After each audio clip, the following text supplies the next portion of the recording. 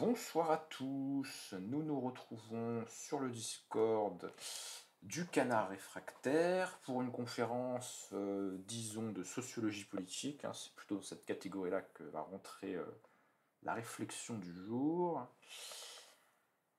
Je vais faire la lecture commentée d'un texte que vous pouvez trouver sur mon blog L'élan prométhéen. Pour ceux qui nous suivent à l'écrit, vous avez le texte dans le salon du club de lecture. Ceux qui verront cette vidéo plus tard sur ma chaîne Odyssée, vous pouvez retrouver le lien vers mon blog pour lire le texte lui-même dans les commentaires de cette vidéo, quand ce sera devenu une vidéo. Et alors, donc, ce soir, je vais traiter le sujet de l'essence de la gauche. Et je commence à lire un petit peu mon texte, mais je vous expliquerai dans quelques instants pourquoi ce sujet. Et je vais partir d'un fait qui est donc un entretien au Figaro en 2016 qu'a donné l'historien des idées Arnaud Imatz, qui est, je crois, voilà, professeur des universités, notamment auprès de l'Académie royale espagnole, quelque chose comme ça. Donc que je connais pas particulièrement, j'ai pas lu ses livres qui me semblent d'ailleurs assez difficiles à trouver dans le commerce de nos jours, mais voilà, c'est un historien des idées, il a beaucoup travaillé sur la gauche et la droite les glissements ou l'absence de limite qu'il pourrait y avoir entre ces notions que d'habitude on pense de manière opposée. Et selon Arnaud Imatz, il nous dit « Je ne crois pas qu'il y ait des valeurs permanentes de droite et des principes immortels de gauche, entre guillemets. Il n'y a pas d'opposition intangible entre deux types de tempérament, de caractère ou de sensibilité. Il n'y a pas de définition intemporelle de la gauche et de la droite. » Et c'est un point de vue, celui que je viens d'exposer, qui est très représenté chez un certain nombre de chercheurs en sciences sociales, d'historiens, voilà, de gens qui auraient pu travailler sur ces questions-là parmi les scientifiques. C'est une opinion qui est quand même assez courante, hein. J'avais trouvé un autre petit texte qui parle d'un dénommé Jean Gagnepin, qui était, je crois, linguiste ou quelque chose dans ce genre-là. Et on nous dit que Jean Gagnepin était de l'avis de René Raymond, qui écrivait que droite et gauche n'ont pas de contenu intrinsèque. Ce ne sont pas des absolus capables d'exister par eux-mêmes et se définissant abstraitement. Ce sont au départ des positions relatives dans un système qui les énonce simultanément et les inclut symétriquement. Et René Raymond, pour ceux qui ne voient pas qui c'est, c'était un historien français qui était un spécialiste des droites françaises et qui a écrit un livre qui, à mon avis, est un peu périmé, mais qui a longtemps fait autorité sur la définition des différentes droites françaises, qui s'appelle Les droites en France, hein, qui date, je crois, de 1945, enfin juste après la Deuxième Guerre mondiale, et qui a longtemps été republié et réédité. Et donc voilà, ça nous fait quand même René Raymond, Imatz, Gagnepin, et finalement, c'est des affirmations qui sont relativement banales parmi les gens qui réfléchissent sur ces sujets. Voilà, il n'y aurait pas de contenu de la droite et de la gauche. La droite et de la gauche, ce seraient des espèces de signifiants flottants, un peu vides, qui changeraient de contenu selon les époques, et potentiellement n'importe quelle position, n'importe quelle valeur pourrait être de droite à un certain point, et puis de gauche à un autre moment. Voilà, il n'y a pas vraiment de contenu, ou en tout cas de contenu fixe de ces catégories. Et c'est une opinion qui est très banale, et tout le propos de ma conférence de ce soir, ça va être un effort de réfuter finalement cette thèse que je qualifierais de position anti-substantialiste. Anti-substantialiste, ça veut dire qu'il n'y a pas de substance. Le fait qu'il n'y ait pas de substance, ça réduirait les notions de gauche et de droite à être du discours finalement, puisqu'on est un peu dans cette époque postmoderne où tout est discours et où il n'y a rien de réel hormis ce qu'on en dit. Donc voilà, il y a beaucoup de gens qui sont de cet avis qu'il n'y a pas de contenu fondamental de la droite et de la gauche. Et tout mon effort théorique de ce soir, c'est de montrer, et vous verrez que c'est beaucoup plus long d'essayer de réfuter cette position que de l'exprimer. Tout mon effort, ça va être de montrer que ça ne se tient pas et qu'on peut parfaitement identifier une essence de la gauche. Enfin, en l'occurrence, c'est sur la gauche que je me pencherai ce soir, mais si vous comprenez ma position intellectuelle, vous comprendrez que je pense aussi qu'il y a une essence de la droite, et d'ailleurs de toute autre catégorie politique qu'on pourrait identifier. Alors si on part à la recherche d'une définition de ce que serait que la gauche, eh bien il y a quelques historiens en France qui ont écrit sur le sujet, mais ils ne sont pas capables de nous proposer une définition de ce qui serait l'unité de la gauche. Alors vous avez Michel Vinocq, par exemple, que j'aime bien par ailleurs, qui a écrit un bouquin sur la gauche, bouquin dont le titre est au singulier. Donc s'il est au singulier, ça voudrait dire qu'il y aurait quand même quelque chose comme la gauche au singulier, la gauche au sens d'une abstraction de ce qui réunirait toutes les formes de gauche, quoi. Et son bouquin, il nous propose une typologie avec 4 catégories différentes de gauche. Il nous dit qu'il y a une gauche républicaine, une gauche socialiste, une gauche communiste, et même une ultra-gauche. Hein, voilà, bon. Bon, pourquoi pas, donc ça ce serait des formes de gauche, mais la question de pourquoi est-ce qu'on pourrait parler de la gauche au singulier, c'est quoi la gauche, indépendamment de telle ou telle forme particulière, eh bien on ne sait pas, il ne répond pas à cette question. C'est quand même un petit peu dommage de faire des livres où on prétend parler d'un sujet sans définir les termes du sujet. Et il y a exactement le même problème chez Jacques Julliard, qui est un historien d'une sensibilité politique qui est à mon avis encore plus centriste que Vinocq. Hein. Je voulais chercher la biographie de ces gens-là pour voir un petit peu leur parcours intellectuel et politique, mais Vinocq, lui, il parle des gauches au pluriel, et de manière très paradoxale par rapport au bouquin de Vinocq, alors même qu'il parle des gauches au pluriel, lui, il a une proposition quand même de ce qui ferait le contenu de la gauche. Alors avant ça, il nous dit qu'il y a une quadripartition des gauches. Il y aurait une gauche libérale, j'ai mis SIC parce que, bon, SIC ça veut dire cité tel quel par l'auteur, et souvent c'est pour indiquer une forme de consternation par rapport à ce qu'a écrit tel quel la personne qu'on cite. Donc il nous dirait qu'il existerait, paraît-il, une gauche libérale, une gauche jacobine, une gauche collectiviste et une gauche libertaire. Alors je passe en page 2, cliquez sur l'image pour passer à la page suivante. Bon, donc ça c'est Vinocq qui nous dit que ces trucs-là ça existerait. Alors je vous renvoie à des écrits antérieurs que j'ai faits pour justifier l'idée que le libéralisme n'est pas un type de pensée politique qui relève de la gauche, mais plutôt du centre. Ce qui n'empêche pas qu'il y a certains contextes historiques où défendre une position libérale, c'est déjà défendre quelque chose de radical et de contestataire et qui pourrait être vaguement associé dans l'imaginaire collectif à des attitudes de gauche. Par exemple, si vous défendez des positions libérales en contexte autoritaire ou totalitaire, hein, effectivement, c'est une certaine forme de prise de position politique radicale, mais voilà, radicalité n'est pas la même chose que gauche, hein, jusqu'à preuve du contraire. Donc je ne serais pas d'accord avec la typologie de Julliard, si vous voulez, parce que je ne mettrais pas le libéralisme dans les familles politiques de la gauche, et je ne serais pas non plus d'accord pour y mettre, et là c'est peut-être plus polémique, je ne serais non plus d'accord pour y mettre les courants libertaires ou anarchistes, parce que selon moi, ils sont à classer à l'extrême gauche et non pas à gauche. Et ce sera le sujet d'une autre brochure qui, j'espère, sera moins longue que celle que je suis en train de lire maintenant. Mais voilà, il y aura probablement ultérieurement une brochure sur qu'est-ce que l'extrême gauche, et j'essaierai de montrer, à partir du concept de gauche que je vais définir ce soir, qu'est-ce que c'est que l'extrême gauche. Et je pense qu'on ne peut définir des catégories comme extrême gauche ou d'autres catégories qu'on pourrait vouloir utiliser que à partir de la notion de gauche, parce que si on ne sait pas ce que c'est que la gauche, toute autre appellation politique qui utiliserait le même terme, voilà, on ne pourrait pas savoir ce que c'est tant qu'on n'a pas déjà défini la gauche. Donc c'est pour ça que je fais d'abord cette conférence en premier. Alors Julliard, il nous dit que qu'est-ce qui ferait l'unité des gauches. Donc lui, il a une réponse, et il nous dit quelque chose que je trouve assez navrant et assez sommaire. Il nous dit que la gauche se caractérise par l'idée de progrès, l'idée de justice. La première est un produit de la raison judéo-chrétienne qui s'est incarné dans l'esprit scientifique, auquel les lumières du XVIIIe siècle et surtout l'encyclopédie ont donné un nouvel élan, grâce à son prolongement pratique, la technique. La seconde idée est le fruit d'un sentiment qu'on peut dire éternel, dont le mouvement ouvrier naissant, victime d'une société profondément inégalitaire, a fait au XIXe siècle une exigence fondamentale, le sentiment de justice.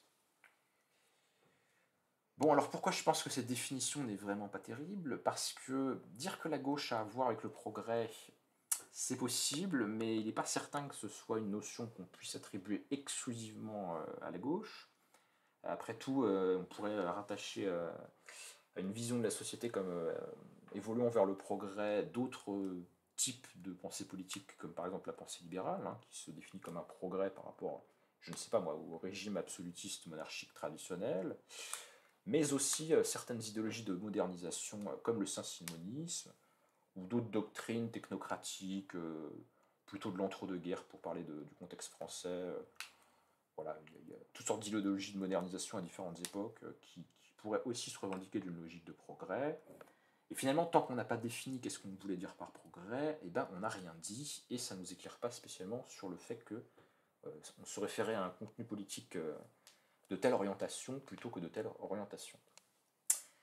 Quant à l'idée de justice, moi je suis philosophe, donc je ne vais pas du tout rejeter cette idée, simplement c'est un idéal abstrait, et on ne sait rien de ce que ça signifie moralement ou politiquement, aussi longtemps qu'on ne lui a pas donné un contenu déterminé.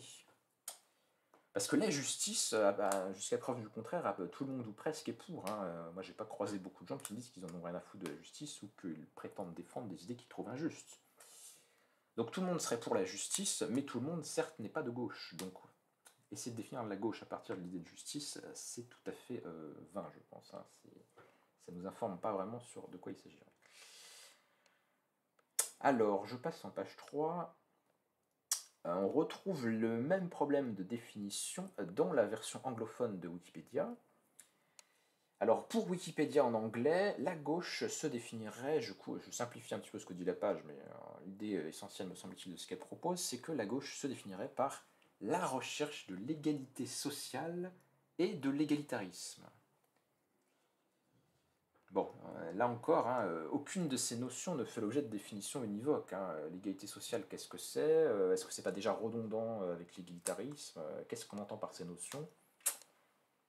Voilà, on ne sait pas vraiment. Hein. La preuve que cette catégorie d'égalité semble quand même un peu douteuse pour essayer de faire le tour de ce que c'est une pensée de gauche complète, ou une vision de gauche complète, c'est que je pense que tout le monde s'accorderait pour dire qu'on ne peut pas qualifier de gauche un régime qui aurait toutes les caractéristiques habituelles de l'extrême droite fasciste, entre parenthèses, dictature du parti unique, étatisme, suppression des libertés personnelles, militarisme, sexisme, racisme, impérialisme, etc., et qui se trouverait par hasard être extrêmement égalitaire du point de vue de la répartition socio-économique des richesses entre les citoyens. Voilà, ça n'existe pas, mais admettons pour l'expérience de pensée que ça puisse exister. On trouverait bizarre de dire qu'un régime qui aurait toutes les caractéristiques que je viens de lister serait de gauche, juste parce qu'il serait très égalitaire sous une certaine acceptation de l'idée d'égalité. Voilà, je pense que ça me semble une réfutation assez évidente que la notion d'égalité à elle seule ne permet pas de rendre compte de nos intuitions de ce que serait que la gauche, sans compter le fait que l'idée d'égalité elle-même est ambiguë, puisqu'on peut la concevoir de différentes façons.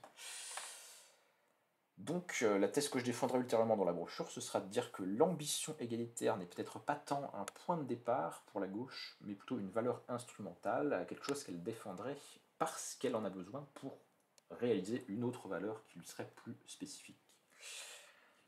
Donc ce petit résumé, ce petit passage en revue de la littérature scientifique disponible nous amène à l'idée que dans l'état actuel de la réflexion scientifique, personne n'a encore avancé, à ma connaissance bien sûr, de caractérisation convaincante de ce que c'est que le phénomène historique gauche. Hein, ce qui nous ramène à cette phrase du philosophe d'Holbach, un philosophe que j'aime beaucoup, qui disait « C'est surtout dans les affaires qui lui importent le plus que la science de l'homme est le moins avancée. » Et ben, je pense que ça nous arrangerait tous, tous ceux qui s'intéressent un petit peu à la politique, que d'avoir des idées claires sur ce que sont les catégories politiques et sur ce que sont la droite et la gauche, par exemple. Et pour l'instant, les scientifiques ne nous ont pas apporté de réponse satisfaisante.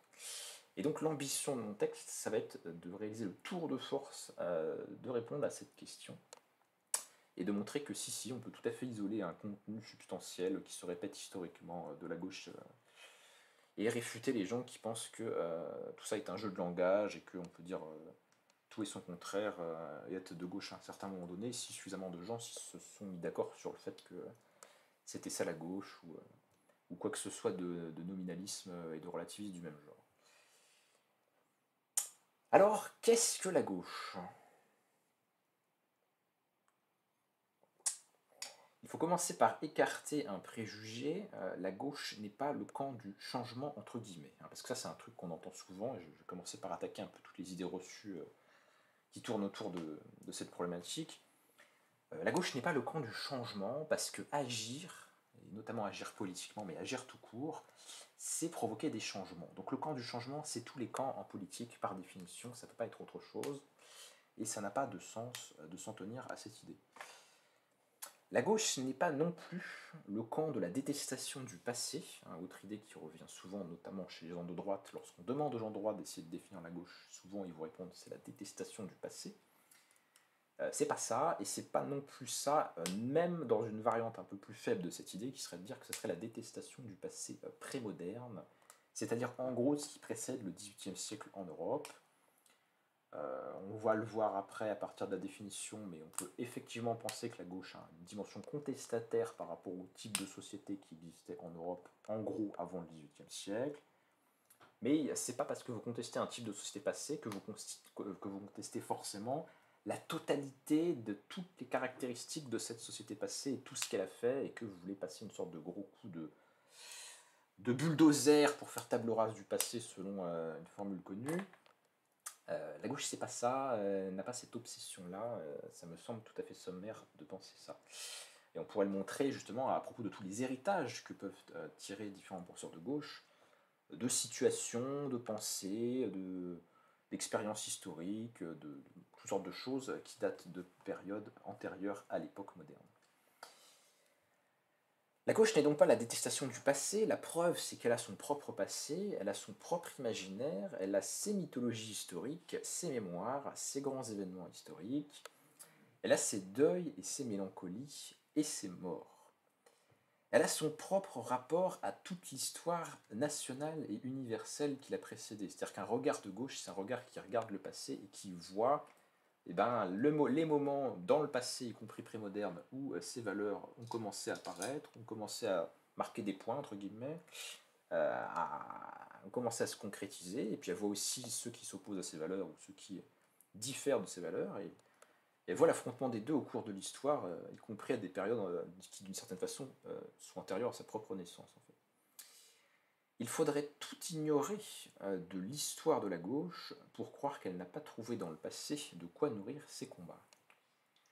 Je précise, parce que je ne l'ai pas dit jusqu'à présent, mais je pense que ça va se sentir dans le texte. Le texte que j'ai écrit n'est pas purement scientifique.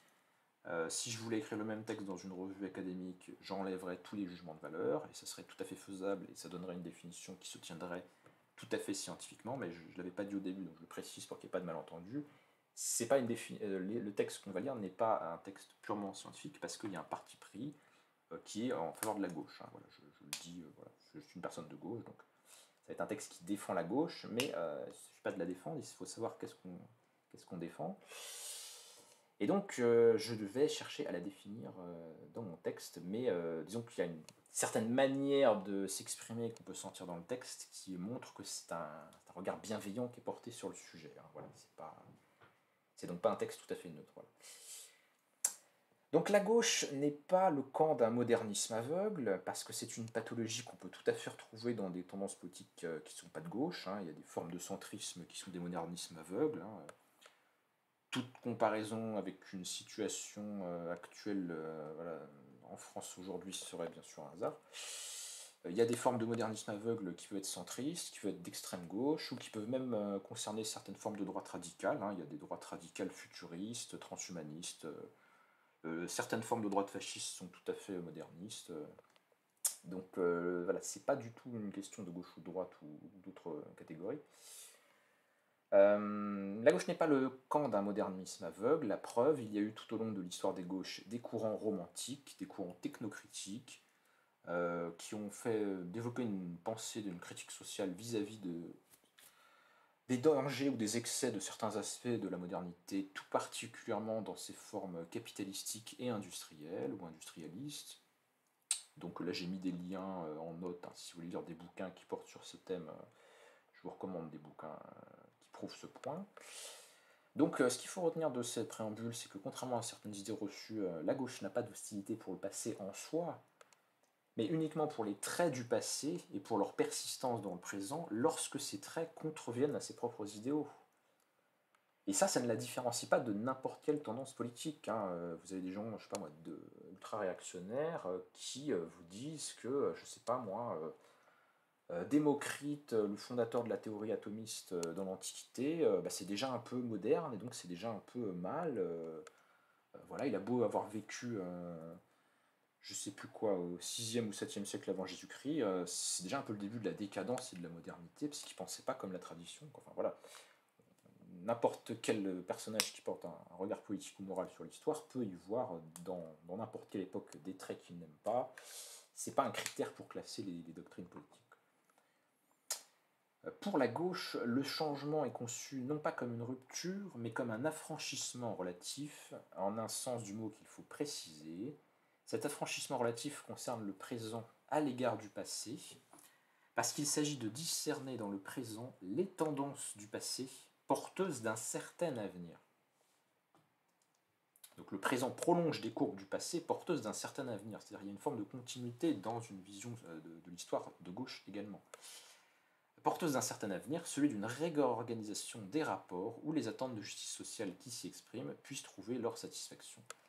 L'affranchissement se relie donc au passé du point de vue de l'avenir que vise le présent. Bon, c'est un peu verbeux, mais je pense qu'on comprend l'idée.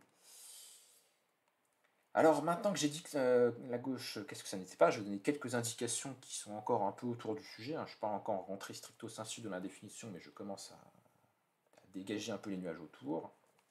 La gauche, les historiens sont pour le coup d'accord pour le dire, c'est une fille de la philosophie des Lumières, et plus particulièrement des aspects humanistes et universalistes de la pensée des Lumières, qui se développent surtout essentiellement en Europe au XVIIIe siècle, voire un peu avant.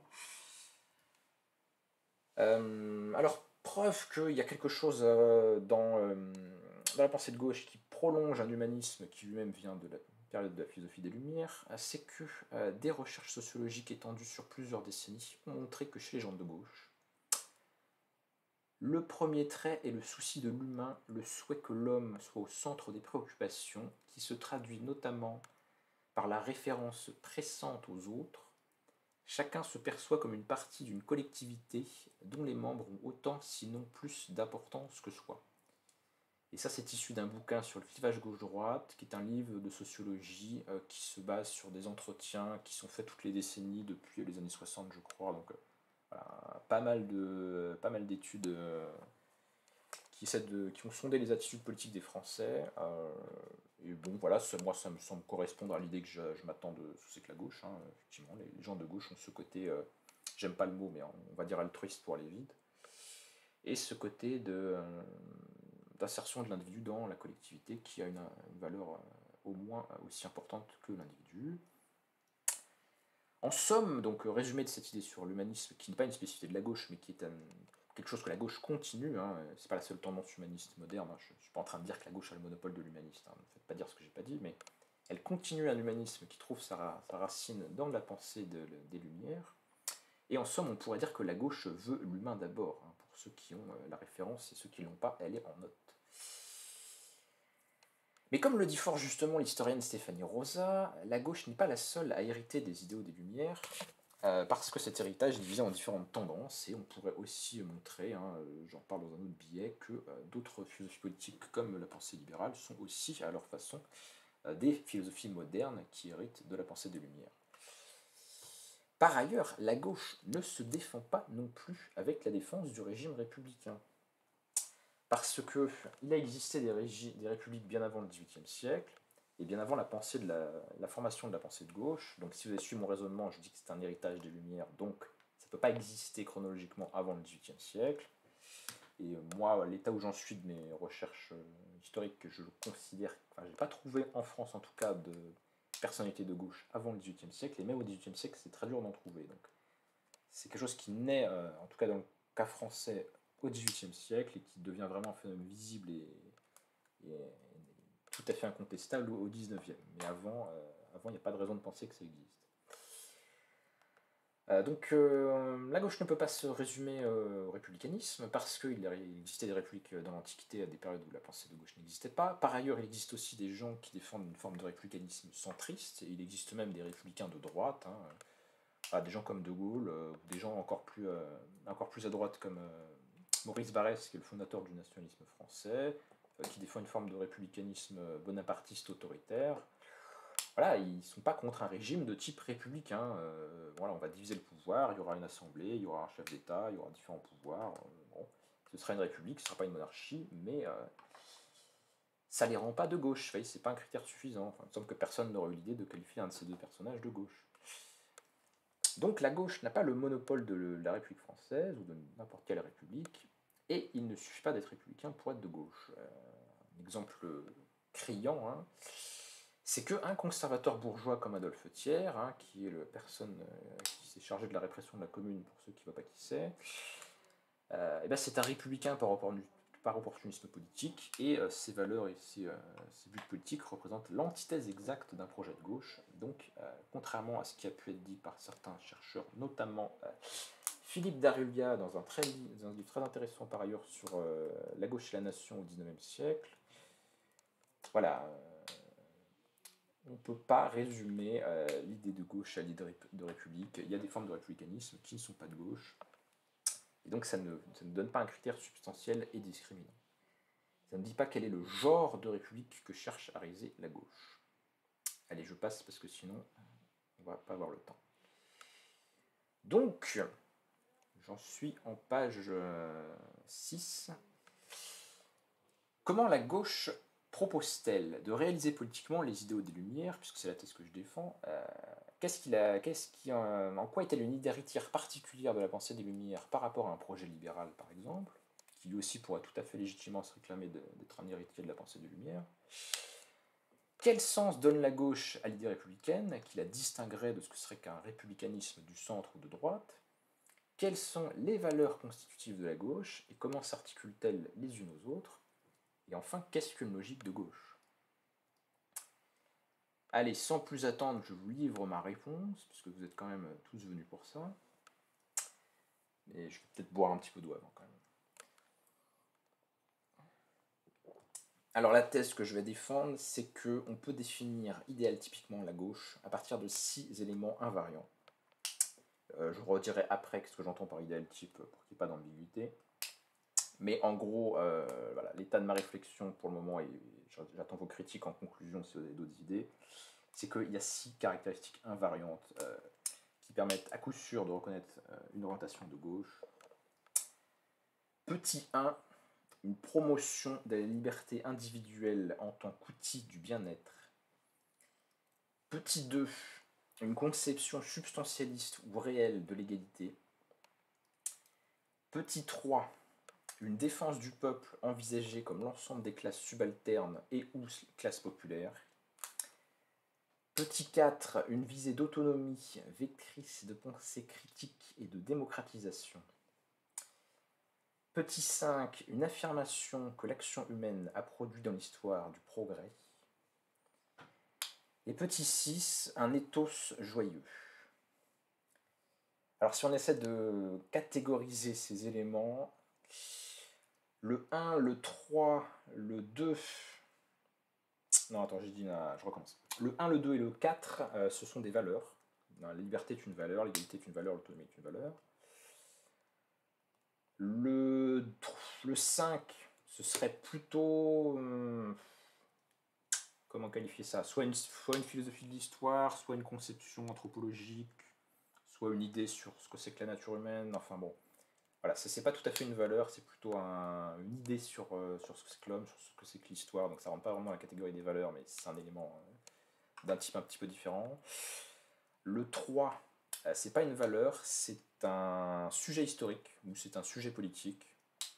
Voilà, le peuple, c'est pas juste une idée abstraite, hein, c'est des gens voilà, en chair et en os, donc c'est le sujet de l'action pour la gauche, hein. C'est donc un petit peu différent d'une valeur.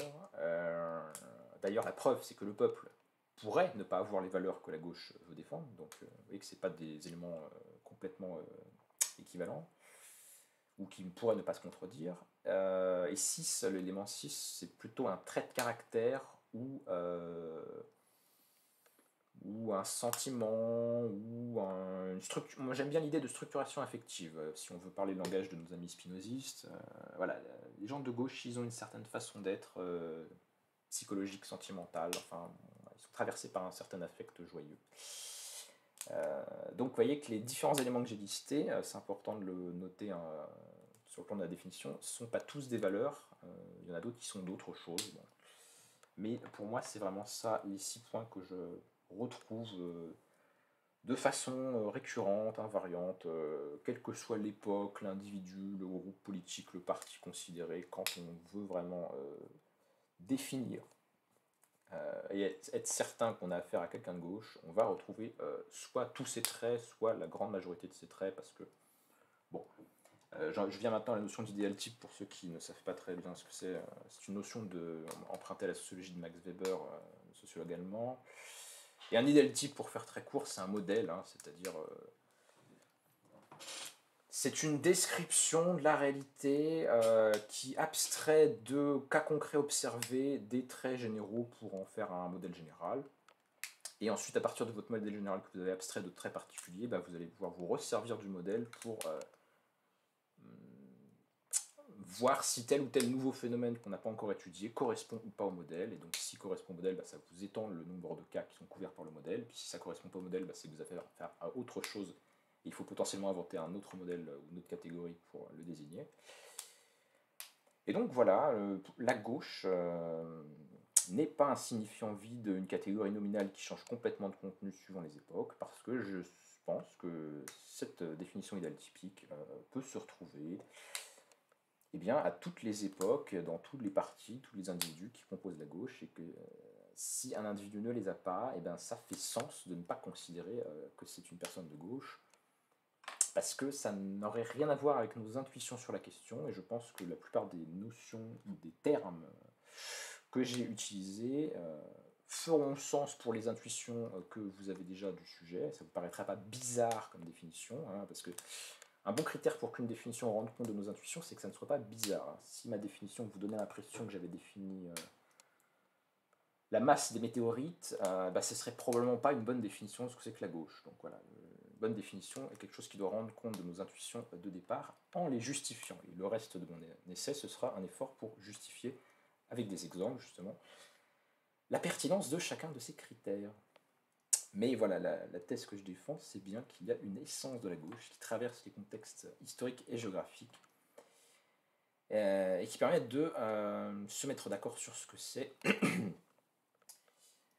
Et maintenant, on va analyser ces éléments et je vais me servir de cas concrets pour exemplifier le fait que, à partir de personnalités ou d'événements ou de choses du même genre que intuitivement à peu près tout le monde sera d'accord pour mettre à gauche, et bien quand on essaie de se demander, mais finalement, si on les met à gauche, qu'est-ce qu'on veut dire quand on les met à gauche? On va voir qu'on retrouve dans ces exemples les valeurs que j'ai abstraites. Alors, premier critère. Ça va, on est dans les temps? Ouais, on est dans les temps. Premier critère pour reconnaître qu'une personne est de gauche, les gens de gauche valorisent la liberté individuelle en tant qu'outil du bien-être. Ce que j'essaie d'appeler un petit peu plus court, ils ont une conception de la liberté pour l'épanouissement. Alors cette première caractéristique, elle pourra sembler étonnante, et pour le coup ça ne ferait peut-être pas tout à fait sens là tout de suite avec vos intuitions, mais vous allez voir que je vais vous convaincre, enfin j'espère. Parce que la liberté, là comme ça tout de suite, on pourrait se demander si c'est pas plutôt une thématique de droite, hein, selon quand même le président de la République lui-même l'a dit, donc quand même, hein, Macron l'a dit, les gens de droite valorisent la liberté, hein, donc si même Macron l'a dit, hein, qui suis-je, hein, moi, sur Internet pour contester hein, une autorité de ce type. Mais bon, on va quand même essayer, hein, on va quand même essayer d'aller au-delà de la pensée complexe hein, du président. Donc, est-ce que la liberté ne serait pas plutôt une thématique de droite qui s'opposerait au collectivisme et à l'intervention de la puissance publique dans la vie sociale et surenchère dans l'objection? Est-ce que les défenseurs absolus et intransigeants de la liberté ne seraient pas plutôt les libéraux, qui sont donc, comme je l'ai moi-même soutenu un petit peu plus tôt, une tendance du centre et non pas une forme de la gauche? Et je passe en page 7. Et pourtant, à l'encontre de ces objections, toujours dans l'enquête, ou la compilation d'enquêtes sur laquelle je m'appuie, quand on interroge les personnes de droite sur la manière dont elles perçoivent la gauche, ces personnes nous disent que les gens de gauche sont trop favorables à la liberté, alors qu'une population a besoin de règles et de discipline. Ah, tiens donc. Alors, quelle place, quel sens ça peut avoir de dire que la première chose à noter pour comprendre une position de gauche, c'est que ça valorise la liberté? Eh bien, il faut voir que pour les gens de gauche, la liberté a le statut d'une valeur instrumentale, et ça les différencie radicalement, enfin, quand même de manière substantielle, de la position des libéraux, parce que pour les libéraux, la liberté, c'est une fin en soi. Une fin en soi, c'est-à-dire que c'est un absolu, hein, ça n'est pas contestable, ça n'est pas négociable, il n'y a pas de cas particulier où il y a autre chose que la liberté pourrait prévaloir sur la liberté. Ça, c'est la position libérale. Donc j'ai fait moi-même une critique très approfondie dans un autre texte que vous pouvez retrouver soit sur mon blog, soit sur ma chaîne en vidéo. Tandis que pour les gens de gauche, la liberté a un statut moins important puisque ça n'est qu'une valeur instrumentale. Les gens de gauche ont à cœur le bien-être et l'épanouissement des individus,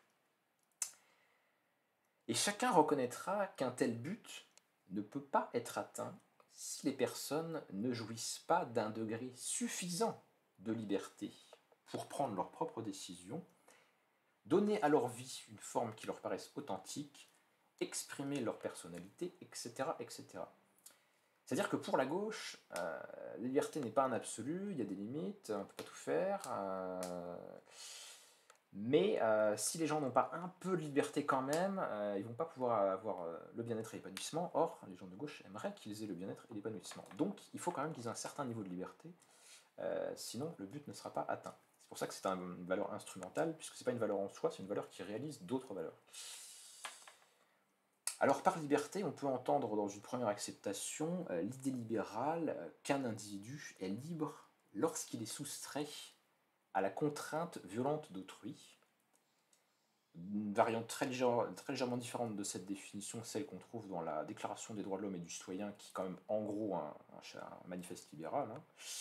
Et dans la Déclaration des droits de l'homme et du citoyen de la Révolution française, on nous dit que la liberté consiste à ne pas être empêché de faire tout ce qui ne nuit pas à autrui. Donc vous êtes libre lorsque personne ne vous agresse ou ne vous embête, et que vous-même vous n'embêtez pas, vous n'agressez pas autrui ou sa propriété, puisque ça fait partie des droits inconditionnels de l'homme dans la DDHC. Donc c'est une forme de liberté négative. Vous êtes libre quand on ne vous fait pas quelque chose, en l'occurrence lorsqu'on ne vous agresse pas. Or, je l'ai déjà dit, la gauche, dans toutes ses variantes social-démocrate, socialiste ou communiste, ou ces trois trucs en même temps, appartient au mouvement des Lumières et à sa postérité, ce qui implique qu'elle hérite donc de l'individualisme moderne, et ça la démarque tout à fait nettement de la droite, qui le rejette ou ne l'admet qu'à contre-cœur. Un plus grand degré d'individualisme est une conséquence nécessaire de l'effacement d'une conception autoritaire et absolutiste de l'ordre social, qui est la conception traditionnelle ou d'ancien régime dans les pays européens. Le rationalisme et la renaissance de la philosophie liée aux Lumières sont par essence anticollectivistes, en ce sens que c'est l'individu qui réfléchit, qui pense et qui juge suivant sa conscience, qui parfois conteste, au lieu de suivre aveuglément une autorité indiscutable. Et là je vais citer Castoriadis qui nous dit « Plus la société est hétéronome, c'est-à-dire plus elle est dirigée en dehors des choix ou des aspirations des individus, moins il y a de l'individuel. La véritable individuation commence lorsque les sociétés amorcent un mouvement vers l'autonomie. Pour créer des individus individués, c'est-à-dire des individus qui se pensent eux-mêmes comme individus, il faut une société individuante. Les sociétés hétéronomes et traditionnelles ne sont pas individuantes, elles sont uniformisantes, collectivisantes. Et donc la liberté, elle a une place tout à fait spécifique et bien nette dans la pensée de la gauche par rapport à d'autres familles politiques, parce que la gauche, elle est trop favorable à la liberté individuelle par rapport à une position de droite ou réactionnaire, mais elle n'est pas assez favorable à la liberté individuelle par rapport au point de vue des libéraux. Donc c'est un entre-deux, si vous voulez. Elle est attaquée sur les deux bords à partir d'une valorisation de sens opposés. En effet, la gauche ne se rapproche que partiellement de l'individualisme, parce que chez elle, il n'y a pas que la liberté, il y a aussi d'autres valeurs. Et à partir du moment où vous avez plus qu'une valeur, c'est un peu comme quand vous avez plus qu'un objectif dans votre journée. Si votre objectif c'est dormir le plus possible et jouer le plus possible, plus vous ferez l'un, moins vous ferez l'autre. Donc à partir du moment où vous avez plusieurs valeurs, plus vous allez tendre à réaliser une valeur, plus potentiellement ça va limiter la réalisation des autres valeurs. Or, la gauche a plusieurs valeurs, elle ne valorise pas que la liberté. Donc, elle ne peut pas être libérale puisqu'elle ne valorise pas que la liberté. On peut donc dire, bon, je l'ai déjà dit, hein, je pense que je me répète un petit peu là. Donc, voilà, pour la liberté, pour la gauche, la liberté n'est pas un absolu, mais une valeur instrumentale qui a de sens en tant qu'elle est ordonnée au bonheur commun de la société. Et ceci implique que quand on défend une position de gauche, eh bien, on adhère à une certaine forme de pluralisme en philosophie politique. Et si vous voulez vous renseigner sur ce concept de pluralisme que je considère comme extrêmement important, je vous renvoie à la vidéo que j'ai faite sur le sujet. Ça tombe bien, c'est dans la même vidéo que je fais ma critique du libéralisme. Vidéo qui correspond aussi à un texte sur mon blog. Enfin bref, vous verrez si ça vous intéresse. Alors, la contradiction entre l'absolutisme libéral de la liberté individuelle et la subordination de la liberté au bonheur de tous, pour reprendre les termes de la Déclaration des droits de l'homme et du citoyen, elle éclate dès les premières manifestations de tendance socialisante ou communiste durant la Révolution française. Et à ce moment-là, les premières personnes de gauche qui se manifestent publiquement, parce qu'avant il y avait peut-être une gauche, mais elle n'était pas publique, hein, puisqu'on était sous l'Ancien Régime, les premières personnes de gauche qui se manifestent publiquement, eh bien, ils font apparaître des revendications qu'on peut interpréter comme une forme de rectification ou de dépassement, selon le point de vue, par rapport à la position libérale. Elle affirme que le bien commun de la société implique une limite à la liberté individuelle. Deux petites citations de là-dessus, l'une de Jacques Roux qui représente la tendance des enragés durant la Révolution française, qui sont favorables aux sans-culottes et aux revendications populaires, hein. Et Jacques Roux dit à la tribune de l'Assemblée nationale, de la Convention, pardon, avez-vous déterminé en quoi consiste la liberté du commerce? Non. Avez-vous défendu la vente de l'argent monnayé? Non. Eh bien, nous déclarons que vous n'avez pas tout fait pour le bonheur du peuple. Donc là, ce qu'il nous dit, c'est que en fait, le bonheur du peuple, ça constitue un principe qui limite la liberté individuelle, c'est-à-dire que la liberté individuelle, elle est bonne dans la mesure où ça favorise le bonheur du peuple, et dans la mesure où ça ne la favorise pas, eh bien, elle n'est pas bonne, et dans ce cas-là, il ne faut pas la maximiser. Et quant à l'idée que la gauche cherche le bonheur, en fait, c'est pas une spécificité de la gauche, c'est une spécificité de tous les courants issus des Lumières. J'ai mis une petite citation de Pasolini pour montrer que c'est une idée qui revient régulièrement dans la littérature de gauche. C'est tout à fait normal. Donc ce qu'il faut retenir sur la relation entre gauche et libéralisme, c'est que ce sont toutes les deux des tendances humanistes issues des Lumières, mais qui divergent sur les moyens de réaliser le programme intellectuel des Lumières. En fait. C'est ce que j'appelais des frères ennemis. Il y a une preuve de ça tirée de Ludwig von Mises, qui est un grand philosophe et économiste libéral du XXe siècle.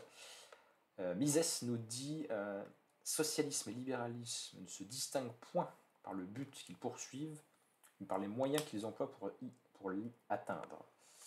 Donc c'est exactement cette idée-là, hein.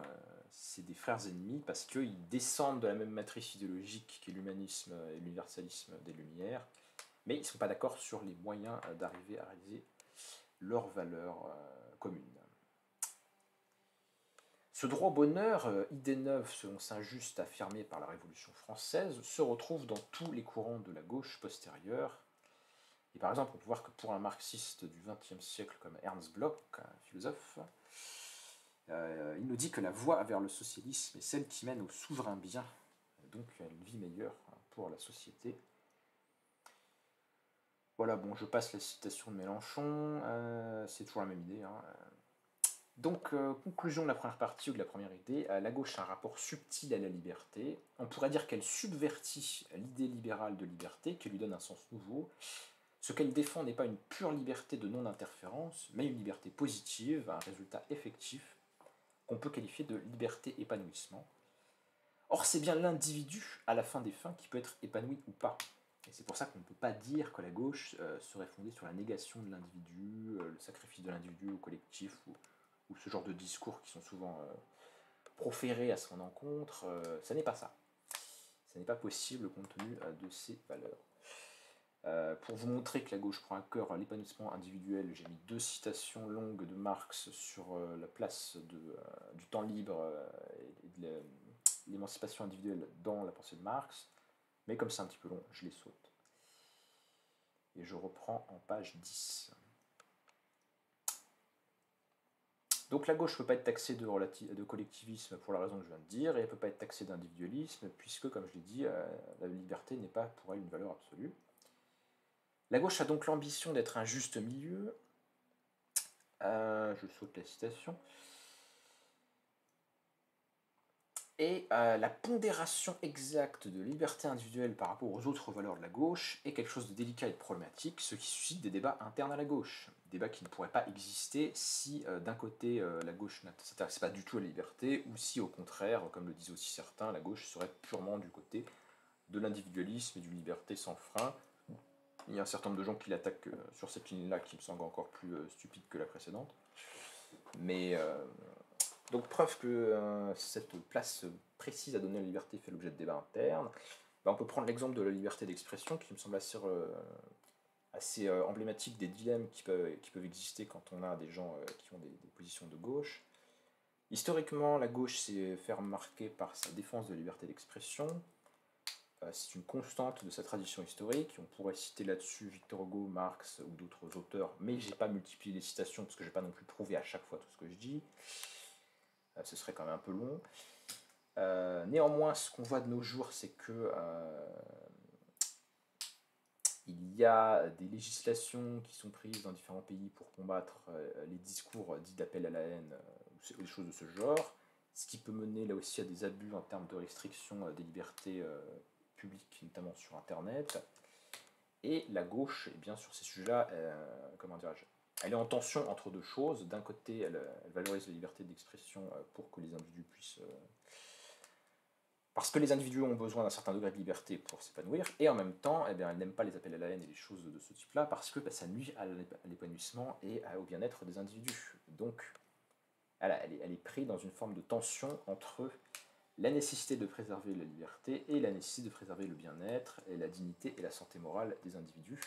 Et on ne pourrait pas comprendre ces tensions si on n'admettait pas que la gauche donne une certaine place à la liberté parmi ses valeurs constitutives. Je vois que ça fait 1 heure, je pense qu'on va déborder du temps, ou peut-être qu'on fera en 2 fois si vraiment c'est trop long. Je passe aux 2.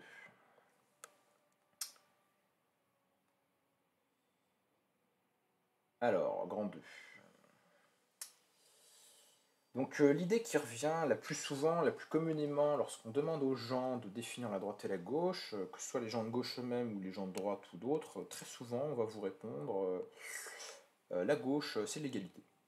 Voilà, ça c'est basique, hein. C'est d'ailleurs l'idée de Macron, hein, et donc je rappelle que je me heurte à une tentative d'aller plus loin que la pensée complexe du président, hein, ce qui est extrêmement difficile, hein, mais on va quand même essayer. Donc beaucoup de gens répondraient spontanément à la question qu'est-ce que la gauche c'est le camp de l'égalité, hein. C'est une définition qu'on trouve dans des ouvrages tout à fait sérieux et intéressants par ailleurs. Bon voilà, je vous ai mis des citations qui le prouvent, hein, je ne vais pas les commenter plus que ça. Je reviens juste 2 secondes sur la citation de Bruno Viard, qui a fait une conférence très intéressante sur l'héritage du socialisme républicain français, et qui parle de la pensée de Pierre Leroux, qui est l'un des premiers penseurs socialistes français au XIXe siècle. Et Pierre Leroux, qu'on peut considérer comme voilà, l'un des premiers penseurs de la gauche de façon générale, pensait que tout le problème politique, c'est d'harmoniser la liberté et l'égalité. Ce qui vous renvoie à une fameuse devise que vous devez connaître. Alors, je passe à la page 12. Alors, le problème de dire que la gauche c'est le camp de l'égalité, c'est que d'abord j'ai montré dans la première partie qu'il n'y avait pas que ça, puisque la liberté c'était déjà une valeur tout aussi importante. Mais en plus, quand on a dit l'égalité, on n'a rien dit, parce que l'égalité c'est une notion polysémique. Enfin, vous me direz, la liberté c'était déjà une notion polysémique, hein, j'ai déjà montré. L'égalité c'est une notion polysémique, Et ce que je vais essayer de montrer, c'est que seule une certaine conception de l'égalité permet de rendre compte de ce que c'est que la gauche par rapport à d'autres positions possibles. Par exemple, par opposition à des positions, on va dire, modernes ou libérales, la gauche ne défend pas simplement une égalité de liberté négative, c'est-à-dire une situation où tout le monde a le droit de ne pas être agressé. C'est un état de fait, hein, c'est un état de fait égalitaire, mais qui n'est égalitaire que selon un certain critère. Et elle ne défend pas non plus simplement une égalité par rapport à la loi, parce que l'égalité par rapport à la loi c'est très bien, mais bon, c'est pas suffisant, quoi. Je veux dire, si la loi c'est on va décapiter un membre du serveur tous les jours à 16h sur la place publique, en le tirant au hasard, c'est totalement égalitaire, mais c'est pas spécialement sympathique, et je pense que ça n'incarne pas vraiment les valeurs de la gauche. Voilà, donc égalité, juste dire égalité, on n'a rien dit quand on a dit ça. Il faut préciser de quelle sorte d'égalité on parle. Et alors pour la gauche, l'égalité, c'est une égalité de liberté positive. Je vous ai mis des notes sur la distinction liberté négative, liberté positive, mais sinon vous pouvez chercher sur internet. C'est une distinction qui est très utilisée en philosophie politique. Donc je vous invite à vous y intéresser. Et, donc la forme d'égalité que valorise la gauche, c'est une égalité de liberté positive, c'est-à-dire c'est une égalité dans la capacité ou la possibilité effective de faire ou d'avoir quelque chose. Et alors j'ai donné une citation d'Edouard Berthe qui dit pour un socialiste, être libre, c'est surtout posséder son instrument de production, faire partie d'un atelier autonome débarrassé de toute tutelle, capitaliste ou administrative. Bon, ça c'est la gauche socialiste, c'est une sous-famille. Mais j'en viens à la deuxième partie de la citation qui me parle plus parce qu'elle est plus philosophique et plus abstraite. La liberté socialiste possède un contenu plus concret, plus riche. Sa notion est celle d'une capacité, d'un pouvoir réel. Ben, c'est exactement ça. Pour être de gauche, les individus sont libres au sens de la gauche, ou plus exactement, les individus ont le type d'égalité que la gauche cherche à réaliser lorsqu'ils ont une certaine égalité à faire quelque chose de positif ou à avoir quelque chose de positif. Alors je m'appuie pas mal dans cette brochure sur un bouquin que je trouve très bien fait, même si on pourrait encore faire encore mieux, qui est celui de Les Parentaux, hein, ils sont membres de la même famille, qui sont des chercheurs québécois et qui ont fait un très bon petit livre sur les idéologies politiques. Et je reprends un extrait qui m'a semblé pertinent. Ils nous disent que ce que visent les idéologies de gauche et d'extrême gauche par ce programme égalitariste est plus que la simple promulgation de lois, de chartes ou de déclarations qui protègent sur le papier l'égalité de tous les citoyens. Nanana. Le socialisme-communisme considère comme nettement insuffisante cette simple reconnaissance formelle ou abstraite de l'égalité et estime que ce vers quoi il faut tendre est une véritable égalité concrète ou réelle.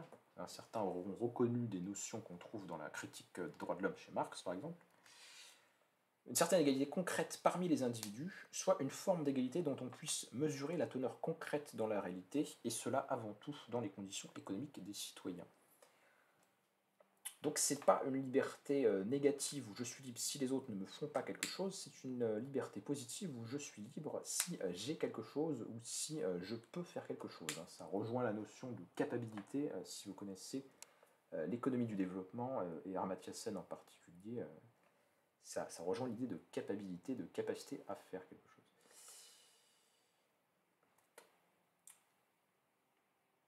Donc, à la différence de libéralisme qui, par exemple, a une conception formelle de l'égalité, on est égaux si on est tous soumis, enfin, si on a tous autant de libertés négatives ou si on est tous sous une loi qui est égale pour tous, la gauche défend, quant à elle, une égalité de type substantiel ou matériel, et qui peut prendre la forme notamment, mais peut-être que c'est pas exhaustif, mais à mon avis c'est quand même notamment ça, le type d'égalité qu'elle veut, c'est une égalité qui est socio-économique et qui est une égalité de pouvoir politique.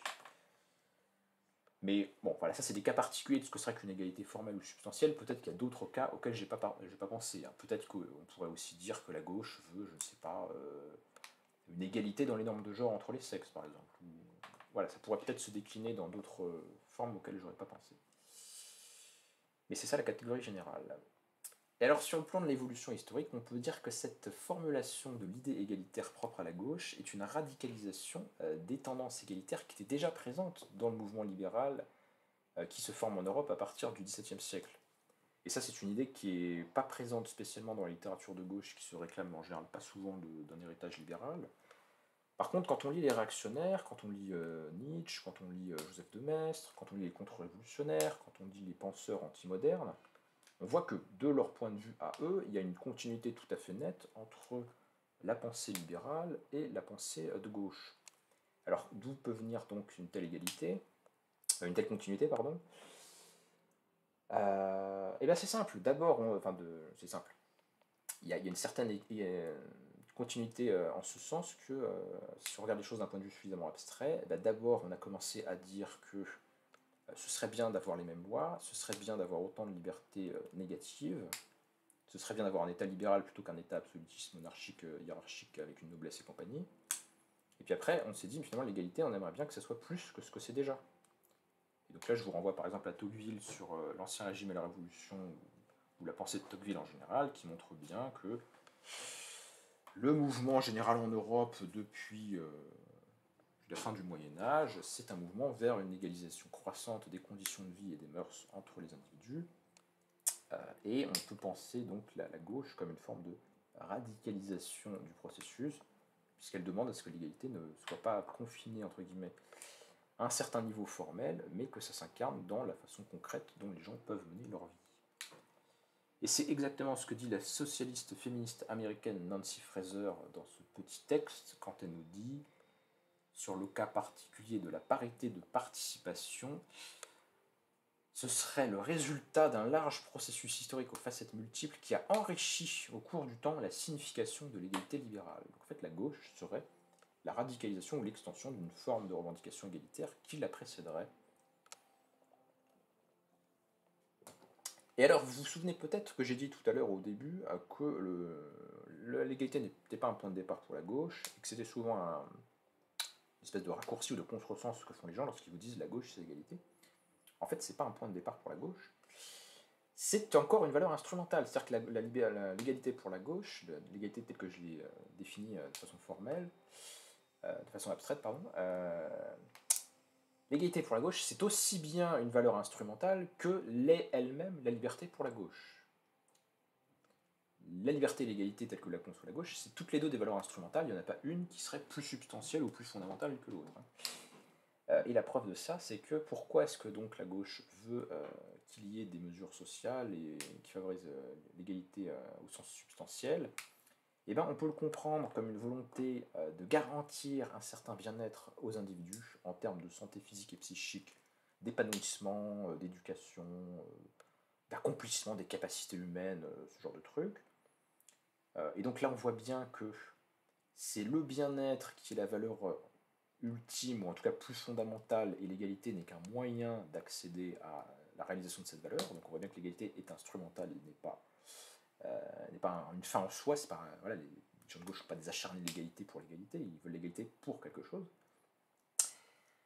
Premièrement, et deuxième valeur ou démarche propre à la gauche qui pourrait justifier la volonté ou la visée égalitaire, il peut aussi s'agir de rejeter des rapports de domination et d'aliénation.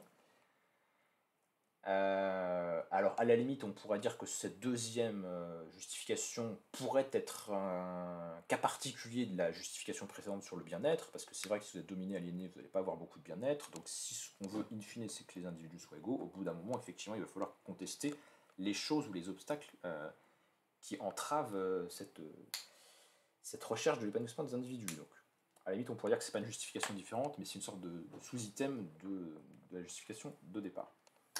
Néanmoins, je pense que c'est quand même intéressant, quand même, l'une de ces justifications serait une sous-catégorie de l'autre, de les distinguer dans l'exposé, parce que le premier mode de justification de l'égalité substantielle, selon le critère du bien-être, ça serait plutôt quelque chose qui sera mis en avant, me semble-t-il, par une gauche de type réformiste ou social-démocrate.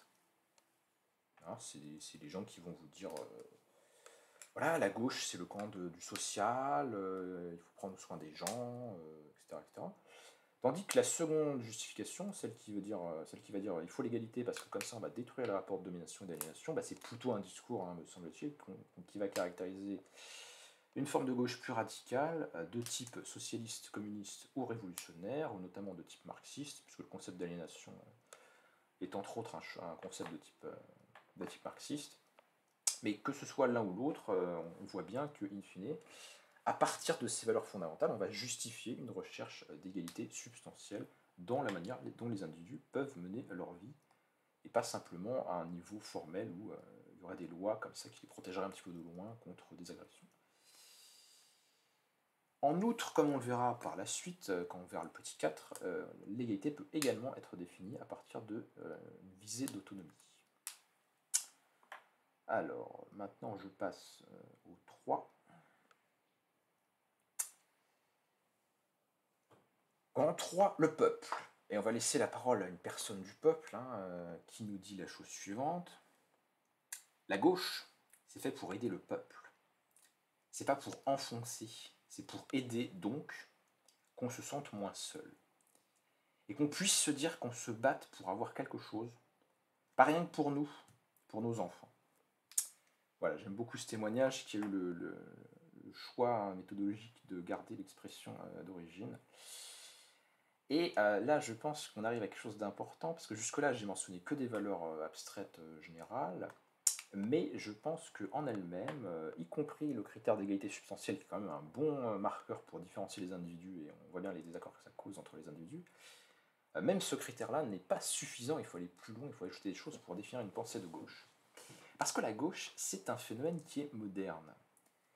Or, on pourrait imaginer durant le Moyen-Âge la présence d'une visée d'égalité matérielle, par exemple dans certaines conceptions du monachisme chrétien, donc les ordres religieux médiévaux chrétiens.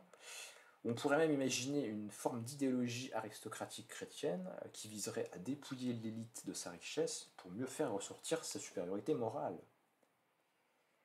Et on voit bien que si l'égalité a été valorisée dans des contextes idéologiques tels que ceux que je viens de décrire, ben, il y aurait peut-être un élément égalitaire, mais ça nous paraîtrait quand même vachement incongru et anachronique d'y voir déjà une démarche politique plutôt que spirituelle, et a fortiori d'y voir une démarche politique de gauche. Parce que bon, voilà, j'ai pas, je vais pas critiquer particulièrement le christianisme aujourd'hui, mais bon, c'est ou l'aristocratie, mais bon, on sent qu'il manquerait quelque chose quand même. Donc à mon avis, puisque la vie égalitaire, et je vous rappelle aussi l'exemple que j'ai pris au tout début de l'exposé sur un régime qui aurait toutes les caractéristiques d'un régime fasciste, mais qui en plus serait très égalitaire du point de vue socio-économique, ça nous paraîtrait quand même encore bizarre de continuer à se dire oui mais il est quand même un petit peu de gauche, voilà. Même si certaines personnes ont tendance à venir nous enquiquiner répétitivement sur le caractère de gauche ou socialiste de l'Italie mussolinienne ou du Troisième Reich, c'est le fameux débat à la con qui revient systématiquement sur Discord, mais c'est pour ça qu'on aime Discord. Donc pour ne pas tomber dans ces ornières-là et rendre compte légitimement de nos intuitions, il me semble qu'il faut ajouter une notion supplémentaire à la définition de la gauche, qui est que la gauche se définit également par la valorisation d'un acteur historique qui serait le peuple. Alors pourquoi est-ce qu'il y a un lien historique entre la gauche et le peuple ? Et bien parce qu'il est assez simple à comprendre que l'aspiration à l'égalité effective, elle est bien plus forte chez les gens qui sont en bas de l'échelle sociale, avec les misères symboliques et matérielles que ça comporte. Pour les classes subalternes, l'égalité est synonyme d'un rehaussement, l'accès à une reconnaissance, la fin de la condescendance et de l'humiliation, la réduction de la dureté de la vie, bref, la désaliénation. C'est pour ça que, bizarrement, très étonnamment, les valeurs de la gauche parlent plutôt à certaines couches sociales qu'à d'autres. C'est tout à fait compréhensible lorsqu'on fait de la sociologie. Alors maintenant, quelques petits points qui seront peut-être un peu polémiques sur qu'est-ce qu'il faut entendre par peuple, parce que comme la plupart des termes du vocabulaire politique ou de la philosophie politique, ce sont des termes souvent polysémiques, et bien des gens ont tout intérêt à ce qu'il le reste. Il faut préciser à quoi la gauche pense quand elle parle de peuple, parce qu'elle n'en parle pas forcément, mais bon, pour moi, peu importe qu'elle en parle ou pas, c'est dans son concept.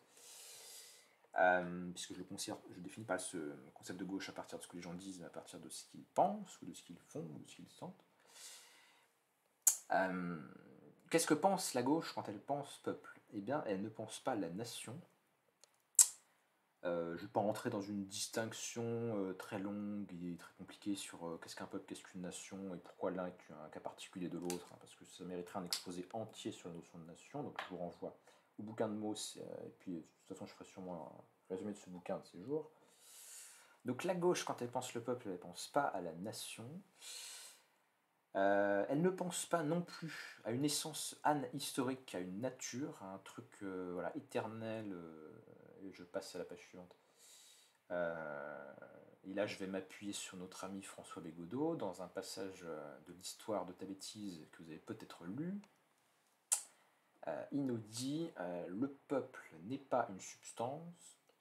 Il n'y a pas le peuple, il y a des peuples. Il y a des gens provisoirement agrégés en peuple par une situation, un mouvement, une persécution, une lutte, une cristallisation historique, un événement. Cette conception constructiviste et historique du peuple est le substrat de la gauche. La conception substantielle et essentialiste du peuple est celui du fascisme. Bon, je vous laisse la responsabilité du terme fasciste, hein, mais en gros, je suis d'accord sur le fait que quand la gauche parle peuple, elle pense effectivement à des gens qui sont dans une certaine situation du point de vue des structures sociales.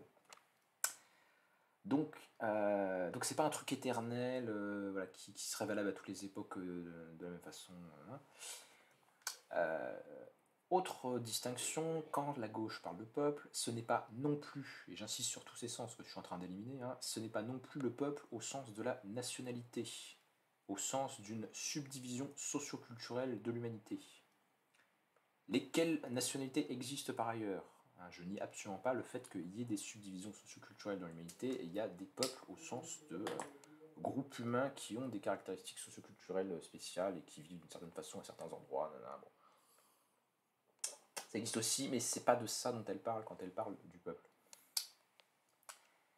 Le peuple dont parle la gauche, ça n'est même pas l'ensemble de la communauté des citoyens d'une communauté politique particulière, d'une démocratie particulière, d'une république particulière, lesquels existent par ailleurs. Hein. Il existe des ensembles de citoyens qui vivent dans des endroits donnés et qui forment une certaine communauté politique, ça existe aussi, mais c'est toujours pas de ça dont parle la gauche. Me semble-t-il, hein. Après, vous critiquerez peut-être cette idée dans la discussion. Et alors, par élimination de tous les autres sens possibles que ça pourrait avoir, il faut bien conclure que le peuple dont parle la gauche, ce sont en réalité les classes populaires. Et je reprends aussi l'idée à Bégodeau, hein, je ne cache pas du tout là-dessus, je pense qu'il a bien vu ça dans ses essais. Quand la gauche parle du peuple, elle parle en fait des classes populaires, les classes les plus nombreuses et les plus pauvres. Les classes subalternes dans la hiérarchie sociale, les classes qui sont victimes de la domination et de la privation d'autonomie. Et donc, elles sont bien victimes d'une situation, hein, une situation qui n'est pas éternelle, qui n'est pas sans histoire, voilà.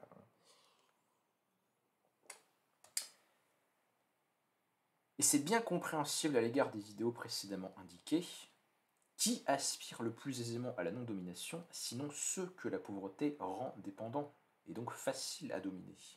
Qui aspire le plus naturellement à l'égalité, sinon ceux qui sont maintenus en bas de la hiérarchie sociale. Parce que c'est pas ceux qui sont en haut de la hiérarchie sociale qui vont vouloir l'égalité, hein. Ils ont moins intérêt que les autres, donc il est moins probable que les autres qu'ils en aient envie, hein, évidemment. Alors, je m'appuie donc pour justifier cette idée sur un passage toujours du même bouquin. La gauche reconnaît traditionnellement l'existence d'un déséquilibre systématique dans la société entre ceux qui jouissent, entre ceux dont jouissent les membres des classes dominantes, qui sont toujours minoritaires en nombre dans toute société, et ceux qui reviennent aux classes dominées, qui à l'opposé forment toujours une majorité en nombre dans toute société. Le caractère inéquitable de l'ordre établi provient d'un tel déséquilibre entre ces deux principaux groupes, soit entre les différentes ressources disponibles dans la société, qu'elles soient financières, culturelles, symboliques, etc., qui reviennent à chacune. Donc la gauche, elle a des idéaux qui rencontrent les intérêts des classes populaires, et c'est pourquoi elle est le camp du peuple. Parce que elle a des valeurs qui, du point de vue de l'analyse sociologique, ne parlent pas également à tout le monde. Voilà, il y a des groupes sociaux qui se reconnaissent plus dans ces valeurs que d'autres groupes sociaux, et ça explique le lien historique entre les deux. Et ce n'est pas d'hier. Alors comme on a pris un petit peu de retard, je vais peut-être vous sauter toute la page suivante, mais toutes les citations que j'ai données, en gros, c'est des gens de différentes tendances de gauche à différentes époques, qui parlent du peuple, qui parlent du prolétariat, etc., etc., qui parlent de pourquoi ils sont mobilisés politiquement. Donc voilà, je vous laisse les lire plus tard, hein. Je vais en page 17. Ouais.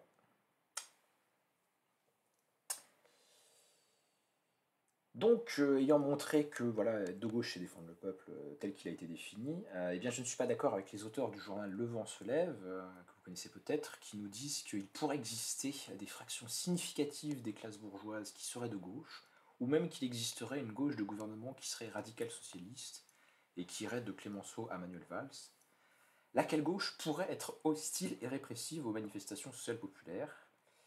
Voilà, moi, voilà, ça n'entre pas dans le concept, donc ça marche pas, hein. Alors ces gens-là, qu'est-ce qu'ils sont du coup s'ils sont pas à la gauche? Eh ben, ils peuvent être une république oligarchique anticléricale, ils peuvent être des libéraux, ils peuvent conserver une partie intellectuelle de l'héritage des Lumières, et ça c'est plutôt bien quand même, hein. Mais ils sont au maximum de centre-gauche, ils ne sont pas de gauche, hein, puisque c'est un critère de démarcation, le parti pris pour les classes populaires. Ils sont tout au plus des Robert Badinter, ancien ministre de Mitterrand, connu pour l'abolition de la peine de mort. Et on sait qu'avec Badinter, l'humanisme s'arrête là où les provocations des Gilets jaunes commencent, pour ceux qui ont suivi ces déclarations sur les Gilets jaunes. Le centre-gauche éclairé sait toujours jusqu'où ne pas aller socialement trop loin. Derrière ses bons sentiments affichés, sa conception du peuple est maternaliste et éducationniste, entre guillemets. Pour lui, le peuple est un enfant dont il faut prendre soin, à condition qu'il soit obéissant et qu'il reste à sa place. Ces centristes ne visent pas à l'autonomie populaire. Ce qui nous amène au point suivant.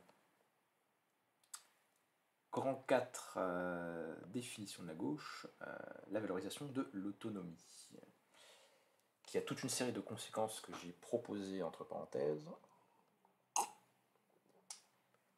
Alors j'ai mis une petite citation de Ernst Bloch, qui est un philosophe marxiste allemand, qui parle de l'héritage des Lumières, en allemand, pardon.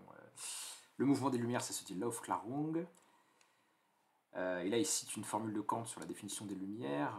Les Lumières, c'est le rejet par l'homme de la tutelle qu'il s'est lui-même imposée. Et Bloch nous dit que cette définition n'a pas perdu sa valeur, et que donc il y a un héritage socialiste des droits de l'homme et des valeurs des Lumières. Et de cette valorisation de l'autonomie qu'on trouve dans la philosophie de Kant, mais dans la philosophie des Lumières en général. Je saute la citation de Scott. L'autonomie est au cœur de la philosophie des Lumières et même de la philosophie tout court. On peut proposer une définition de l'autonomie, alors c'est peut-être pas la définition ultime, hein, mais bon. On peut proposer une définition de l'autonomie comme la capacité d'un objet, d'un individu ou d'un système à se gouverner soi-même selon ses propres règles. Et j'insiste sur la fin de la définition, ça veut dire que l'individu ou l'objet en question se donne à lui-même des règles, donc il ne fait pas ce qu'il veut. Donc l'autonomie, ça n'est pas le cynisme, ça n'est pas le nihilisme, ça n'est pas le je m'en foutiste, ça n'est pas faire n'importe quoi, ça n'est pas succomber à toutes ses envies, c'est savoir se donner à soi-même les règles dont on a besoin, et non pas les recevoir de l'extérieur. Le contraire de l'autonomie, alors il y a plusieurs contraires possibles, mais le contraire, ça pourrait être la dépendance. Je ne suis pas autonome parce que je suis dépendant. Et la dépendance, comme je l'ai montré dans un texte dont je reparlerai dans une conférence plus future sur la domination, la dépendance, c'est bien souvent la base de la domination de l'homme par l'homme. L'autonomie peut exister à l'échelle individuelle ou à l'échelle collective. Aider autrui à être autonome, c'est une tâche de ce que Castoriadis, à la suite de Marx, appelle la praxis. Castoriadis, donc, qui est un philosophe socialiste, nous dit que nous appelons praxis ce faire dans lequel l'autre et les autres sont visés comme être autonomes et considérés comme l'agent essentiel du développement de leur propre autonomie. La vraie politique, la vraie pédagogie, la vraie médecine, pour autant qu'elles n'ont jamais existé, appartiennent à la praxis. Donc voilà, je ne fais pas d'exposé sur Castoriadis ce soir, c'est pas le sujet, mais c'est un auteur qui compte énormément pour moi. C'est à mon avis mon penseur politique préféré, ou voilà, une très grande référence. Et ça m'a pas mal aidé de réflexion de Castoriadis sur l'autonomie, m'ont pas mal aidé, notamment la construction de ma catégorie de gauche, justement. La visée d'autonomie, vouloir que les autres soient autonomes, c'est de ne pas vouloir leur imposer un modèle préconçu, mais c'est rendre possible le déploiement de leur propre puissance individuelle. Et si on veut utiliser le vocabulaire de Nietzsche, on pourrait appeler ça permettre le déploiement des forces actives. Ne pas dominer et ne pas être dominé par autrui favorise l'autonomie. Et là, je vais citer le sociologue anarchiste Daniel Colson. Colson dit la puissance dominatrice est doublement infirme et limitée, d'une part dans ce qu'elle interdit aux autres forces, d'autre part dans ce qu'elle s'empêche de produire elle-même par cette interdiction. Et si on était bourgeoisien, on pourrait utiliser la formule de Bourdieu, un peu pédante, qui dit les dominants sont dominés par leur domination. C'est une phrase un peu pédante mais profonde.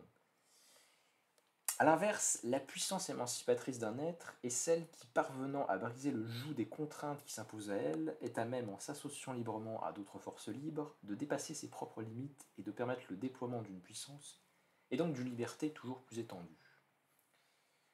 Bon, c'est un petit peu trop anarchiste pour moi, mais vous avez vu l'idée quand même de dire que aider autrui à être autonome, c'est l'aider à développer son propre potentiel finalement.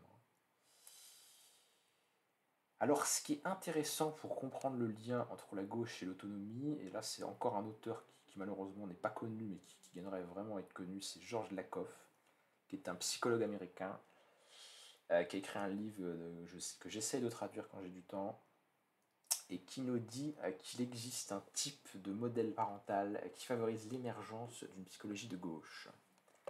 Bon, en anglais il dit progressive, donc psychologie progressiste, mais moi je considère que ça rentre dans ce qu'on peut appeler gauche.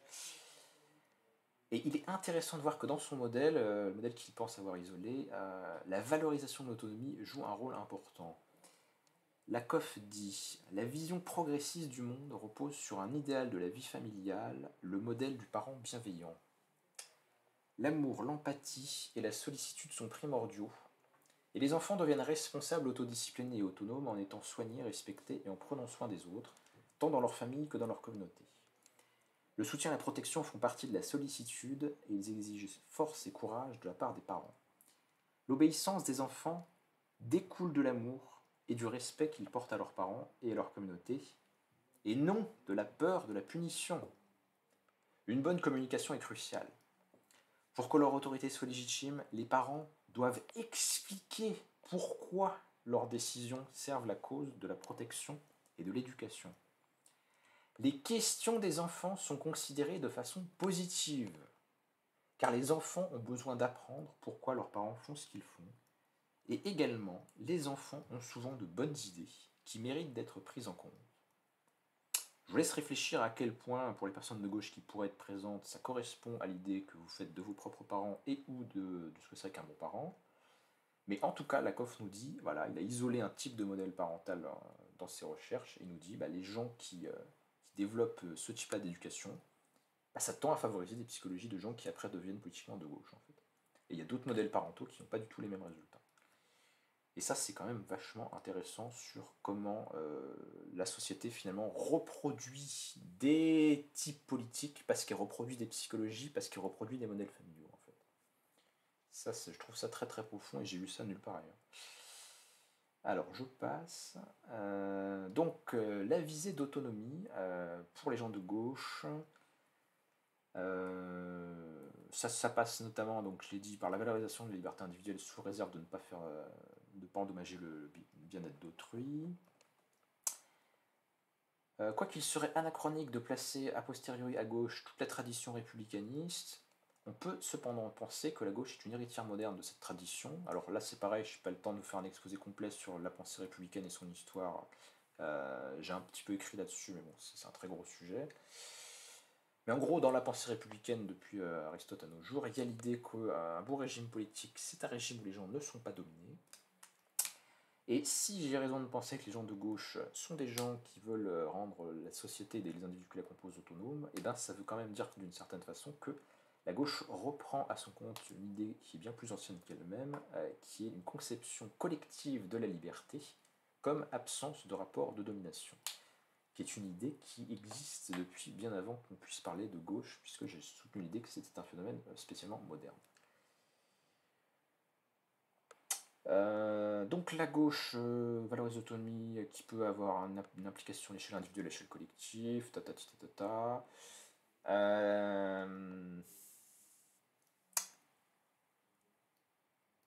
si j'ai raison, ça permet aussi d'expliquer un fait qu'on a déjà constaté, je pense vous aussi, qui est qu'il y a des affinités sociologiques entre les milieux de gauche et les milieux liés à l'éducation, et peut-être de manière plus large ce qu'on appelle le travail social, parce que c'est souvent des milieux qui ont pour vocation de favoriser l'autonomie des individus, de les développer, de les soigner, de les remettre en état. Voilà, les milieux des psychologues, les milieux des profs, ce genre-là de milieux sont quand même souvent politiquement marqués à gauche. Et bien ça pourrait s'expliquer par le fait que ce sont des activités qui ont pour finalité de restaurer l'autonomie des individus. Et ça se traduirait ensuite sur le plan politique. Cette idée qu'il y aurait un lien entre autonomie et gauche nous permet aussi de rendre compréhensible le phénomène qui s'est produit durant les dernières décennies en France, qui est que la gauche peut se reconnaître sur le plan des philosophies morales dans des éthiques que je qualifierais d'éthiques d'intensification de la puissance d'agir, ou des éthiques qui visent à favoriser le déploiement du potentiel des individus. Et ça expliquerait pourquoi elle peut se retrouver, par exemple, une liste non exhaustive, dans des philosophies comme celle de Spinoza, de Simondon, voire même de Nietzsche, dans la mesure où on peut rattacher Nietzsche à une éthique de la puissance. Et donc la gauche vise à rendre le peuple autonome, acteur de sa propre histoire. La gauche porte un idéal démocratique d'autogouvernement. Parce qu'en fait, la démocratie, ça n'est jamais que l'autonomie dans le domaine de la politique, en fait. De même que l'autonomie peut avoir différentes formes dans telle ou telle activité, dans le domaine de la politique, ça prend la forme de la démocratie. Alors quant au fait que la démocratie est un but récurrent de la gauche, bon, j'aurais pu mettre plein de citations, hein, mais je pense que ça se conçoit assez clairement. Hein. Et quant au fait qu'il y a un lien entre autonomie et démocratie, et ben Castoriadis nous dit: si j'accepte l'idée d'autonomie comme telle, la pluralité indéfinie d'individus appartenant à la société entraîne aussitôt la démocratie comme possibilité effective d'égale participation de tous, aussi bien aux activités instituantes qu'au pouvoir explicite. La démocratie, c'est l'autonomie dans la politique. Et ça implique qu'il ne suffit pas de prétendre parler au nom des pauvres ou de représenter les opprimés pour être de gauche.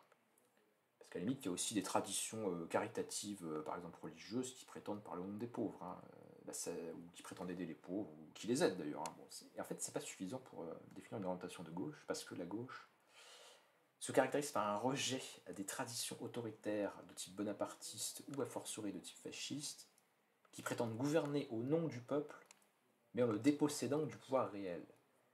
Et c'est là où je voyais que cet quatrième élément, il complexifie le troisième élément, parce que le troisième élément, j'avais dit la défense de la classe populaire. La défense des classes populaires pour la gauche, c'est pas juste de dire regardez, je suis un empereur romain, je leur ai donné du blé, ils peuvent tous manger du blé, ils sont contents. C'est pas une conception paternaliste, c'est pas une conception qui viserait à faire le bien-être d'un être qui serait resté dépendant et qu'il s'agirait de régir en fait. C'est pas ça la gauche. La gauche, elle a une conception émancipatrice de ce que doit devenir le peuple. Donc, dans le domaine politique, ça se traduit par la défense de la démocratie, la critique de la représentation, qui est une procédure élective de type oligarchique.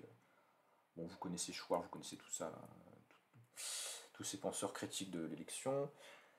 Ça pourrait aussi expliquer, si j'ai bien raison de penser que la gauche a un lien avec la valorisation de l'autonomie, pourquoi, sur le plan philosophique, quand les gens de gauche adhèrent à une philosophie métaphysique ou non, une pensée philosophique fondamentale, en général, ils sont attirés par le matérialisme.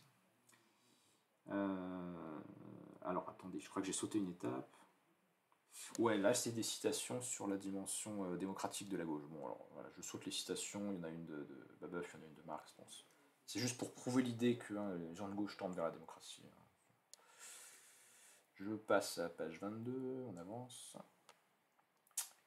Alors je n'ignore pas, donc j'ai sauté une étape, désolé. Je parlerai du matérialisme un peu après.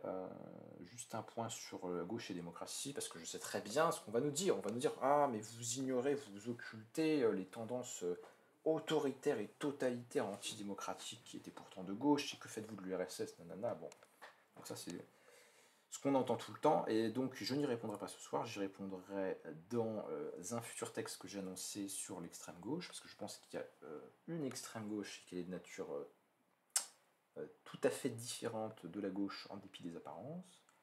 Sur le plan conceptuel, hein, c'est pas juste qu'ils s'aiment pas, hein, conceptuellement il y a quelque chose de différent. Et mon point n'est pas ici de dire que tout individu de gauche est forcément un fervent démocrate, c'est seulement de dire que ceux qui ne le seraient pas ne tirent pas les conséquences logiques d'un engagement en faveur de l'autonomie. Voilà. Quelqu'un qui se dirait de gauche et qui ne serait pas démocrate, il y a un problème de cohérence où on ne voit pas pourquoi il ne veut pas appliquer dans le domaine de la politique une autonomie qu'il voudra défendre dans le domaine, je sais pas, de l'auto-organisation des travailleurs ou d'autres sphères de la vie sociale. En fait. Ou je pourrais étendre la critique à d'autres thèmes. Hein. Je pourrais dire aussi les gens de gauche qui ne sont pas féministes et qui pensent que les femmes, ou l'un des deux sexes d'ailleurs, peu importe, ne méritent pas d'être autonomes pour quelque raison que ce soit, et ne tireraient pas vraiment les conséquences de ce que c'est qu'un point de vue de gauche. En fait.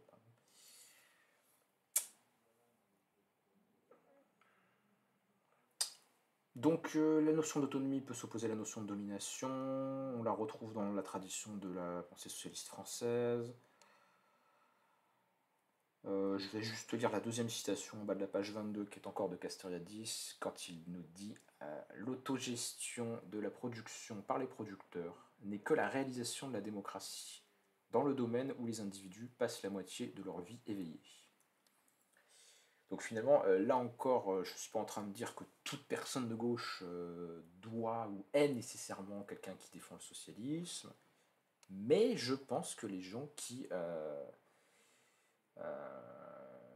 se diraient socialistes et qui ne seraient pas démocrates ne seraient pas cohérents, et inversement que les gens qui seraient démocrates et qui ne seraient pas socialistes ne tirent peut-être pas non plus tout à fait toutes les conséquences qu'ils devraient tirer de leur adhésion à la démocratie, car pourquoi vouloir que les individus soient autonomes et souverains dans le domaine de la vie politique et pas dans le domaine de l'organisation du travail en fait.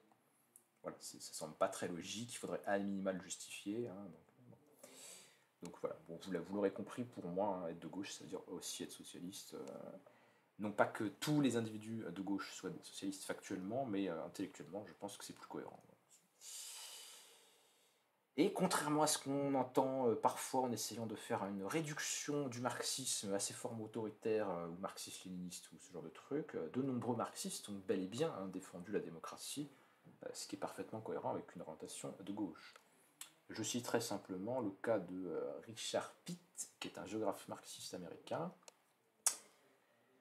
et qui a contribué à développer, malheureusement c'est pas très connu en France, un type d'analyse de type marxiste en sciences géographiques, et dans ses positions politiques personnelles, il nous dit par exemple que l'organisation de la société doit être décidée démocratiquement par des personnes qui ont appris des erreurs du passé et qui bénéficient des expériences de culture alternatives, mais pour que ces décisions démocratiques soient pragmatiques et responsables, au lieu d'être des vœux pieux, les gens doivent d'abord contrôler collectivement, les institutions de base au sein de laquelle ils produisent et reproduisent leur vie. Cela signifie essentiellement que les travailleurs possèdent et contrôlent directement la production matérielle et que les communautés possèdent et contrôlent les quartiers, les banlieues et les villes.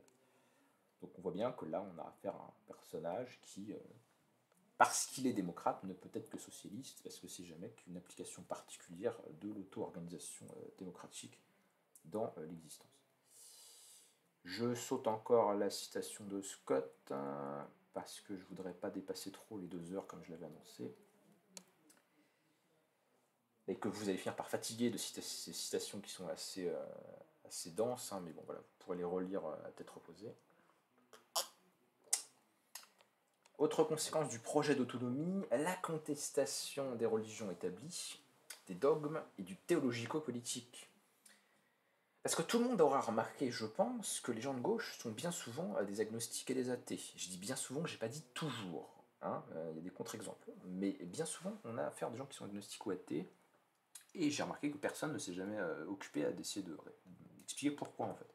Enfin, moi, j'ai pas vu. Hein, J'ai lu beaucoup de littérature sur la question, personne n'a essayé d'expliquer, mais donc comment ça se fait, pourquoi, statistiquement, c'est souvent des agnostiques et des athées, les gens de gauche. Et bien ce qui pourrait expliquer ces affinités, c'est une proposition d'explication, hein, c'est que c'est pas parce que comment dirais-je, c'est pas parce qu'ils sont matérialistes sur le plan philosophique que les gens deviennent de gauche, c'est parce qu'ils sont de gauche qu'ils peuvent en venir à se dire que le matérialisme est une position pertinente ou intéressante sur le plan philosophique. Pourquoi? Parce que c'est un petit peu une conséquence de la volonté d'autonomie. Alors, je ne peux pas rentrer dans une explication très complexe de ce que c'est que le matérialisme en philosophie, mais en gros, enfin, pour voir le lien avec l'autonomie, je vais vraiment très très simplifier, hein. En gros, le matérialisme explique que l'être, l'univers, ce qui est, ce qui existe, la nature, la réalité, il n'y a que ça, il n'y a pas de monde supra-matériel, supra-sensible, surnaturel, etc. Et le monde n'est rien d'autre que sa propre auto-organisation, en fait. Le monde, c'est de la matière qui se complexifie avec le temps, qui passe d'un état physique à un état biologique par rencontre d'éléments qui s'y prêtaient, qui passe de l'état biologique à l'état de créer la vie, créer les mammifères, et qui à un certain stade de complexification supplémentaire crée l'être humain et donc la réalité sociale. Et entre les deux, j'avais oublié la partie où le vivant développe le psychisme, mais bon, voilà. Le matérialisme explique l'être comme une complexification interne de la matière. Et peut-être c'est très abstrait pour vous et vous voyez pas le lien, mais en quoi ça peut avoir un rapport avec l'autonomie? Le monde se donne à lui-même sa propre loi de l'intérieur, en fait. Il n'y a pas de puissance qui vient par-dessus.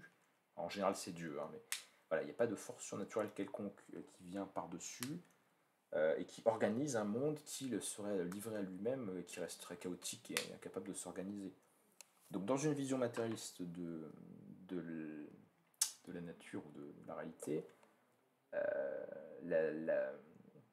c'est de l'auto-organisation en fait. Le monde s'auto-organise à partir de lui-même, il n'y a pas de surplus ou de transcendance. Et ça ressemble quand même sur le plan, alors sur un plan très différent intellectuellement, mais ça ressemble quand même un petit peu à l'idée d'autonomie dans le domaine social, historique et politique, parce que c'est pareil, c'est le rejet d'une forme de tutelle, d'une forme d'autorité transcendante qui impose un ordre à une masse qui serait désorganisée et incapable de s'organiser par elle-même. C'est en ça qu'il y a une sorte de similitude ou d'analogie structurelle, si vous voulez, entre ces différentes choses. Et alors, si on se fait une telle idée du monde, si on rejette Dieu, si on rejette le surnaturel, si on tend vers une position matérialiste en philosophie, il n'y a pas de vérité détenue par le clergé, il n'y a pas de vérité révélée détenue par un clergé. Les dieux n'ont rien dit, comme dirait Castoriadis à propos du paganisme des Grecs. Et si les dieux n'ont rien dit, la vérité doit être cherchée, débattue et discutée par les humains, parce que ça ne va pas tomber tout cru dans le bec, quoi. Il va falloir réfléchir. Et donc, de mon point de vue, c'est pour cela, c'est parce que dans la gauche, il y a une visée d'autonomie, que ça explique ces affinités historiques pour la philosophie, la science et la démocratie. Je ne l'ai pas montré, j'ai pas fait les recherches pour documenter ce point, mais je pense qu'on pourrait assez facilement montrer qu'il y a des affinités historiques entre les milieux scientifiques et les orientations politiques de gauche. Je ne dis pas que tous les scientifiques sont de gauche ou que tous les gens de gauche sont des scientifiques, mais voyez, je soutiens qu'il y a des affinités entre les deux. D'ailleurs, c'est jamais qu'une sorte d'extension du constat qu'il y a des liens sociologiques entre les milieux éducatifs et les milieux de gauche. La science étant une sorte d'extension, de forme encore plus... une sorte de prolongement, quoi, de conditions de possibilité peut-être pour les milieux éducatifs. Donc c'est pour ça qu'il y a des liens entre les deux. Bon, je passe. Je passe. C'est sur l'idée que, voilà, je résume la thèse 4. La thèse 4, c'est la gauche a une visée d'autonomie. Comme elle a une visée d'autonomie, ça implique aussi qu'elle va tendre vers la démocratie, la laïcité, plutôt une vision séculière ou non religieuse de la réalité. Et ça permet de rendre compte de ce qu'on observe empiriquement du point de vue des croyances ou des attitudes des gens qui sont de gauche. Quatrième point, il nous reste 20 minutes, je pense qu'on va déborder un petit peu. Cinquième point, pardon. Mais on va aller super vite sur le cinquième point, comme ça on passera direct au sixième qui est plus long. Cinquième point, le progrès. Et Mossous Lavaux nous dit que les gens de gauche, quand on fait des sondages, quand on les interroge, quand on fait des entretiens, ils ont presque tout l'espoir chevillé au corps. J'aime pas trop cette notion d'espoir, mais je vais essayer de donner un sens à cette idée. Dans toutes les valeurs que j'ai citées, enfin il y en a trois, mais dans toutes les valeurs que j'ai citées, il est clair qu'elles ne sont jamais totalement et perpétuellement réalisées dans la société. Et on peut même dire que ces valeurs ont émergé en opposition à un cadre historique traditionnel et prémoderne qui les ignorait ou qui les niait fondamentalement. C'est pour cette raison-là que la gauche donne l'impression d'être le parti du mouvement, même si j'ai critiqué cette idée au début, mais en tout cas c'est sûr qu'elle est un parti qui s'oppose aux forces qui, elles, cherchent la conservation ou la recréation parfois d'une domination élitaire, de la hiérarchie et des rapports de domination propres à l'ancien régime.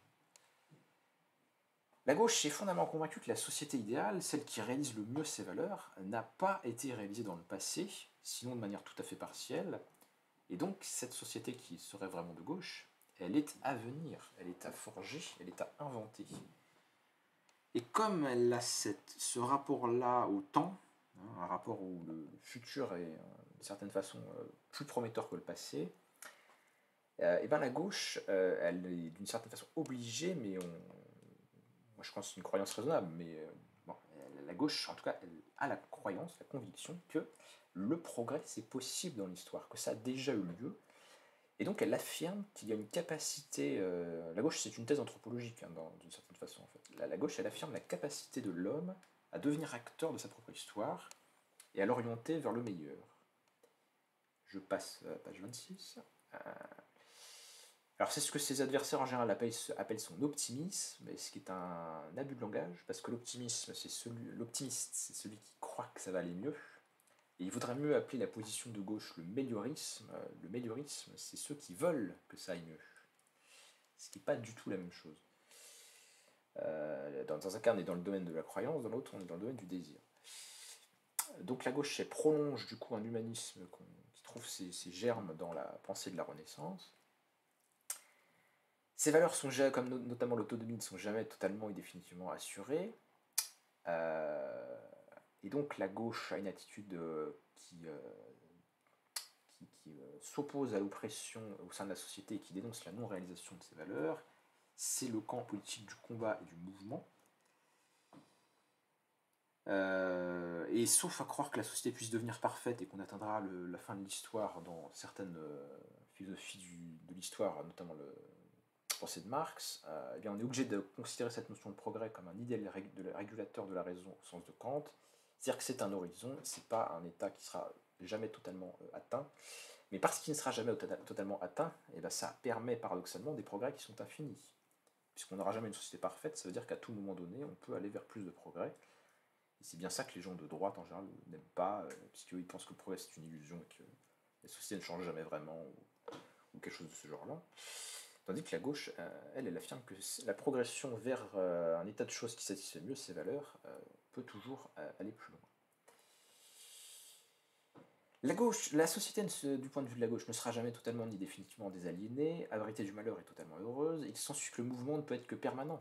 Et alors là, c'est très drôle parce que c'est aussi la thèse du matérialisme. Le matérialisme pense que la matière, c'est le mouvement, et ce, de manière infinie. C'est une sorte de parallélisme étonnant. Cette volonté de mouvement permanent est régulièrement moquée à droite, où on voit les gens de gauche comme des agités, comme des jamais contents, là où en fait il n'y a que la volonté d'une application constante à bien faire, puisqu'on n'aura jamais totalement bien fait, puisqu'on n'aura jamais le paradis. Il n'y a dans cette volonté de mouvement permanent qu'une application à bien faire, à tirer la société vers le meilleur.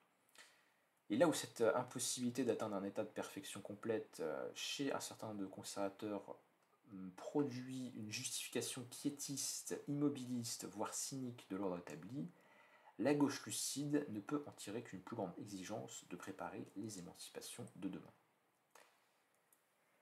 La gauche a confiance dans la puissance de l'homme pour améliorer la société, et ce de façon cumulative, sinon perpétuelle, d'où il suit que la société idéale n'est ni une idée platonicienne relevant d'un autre monde, ni une société déjà réalisée dans le passé, et dont on ne ferait que s'éloigner par un processus de décadence.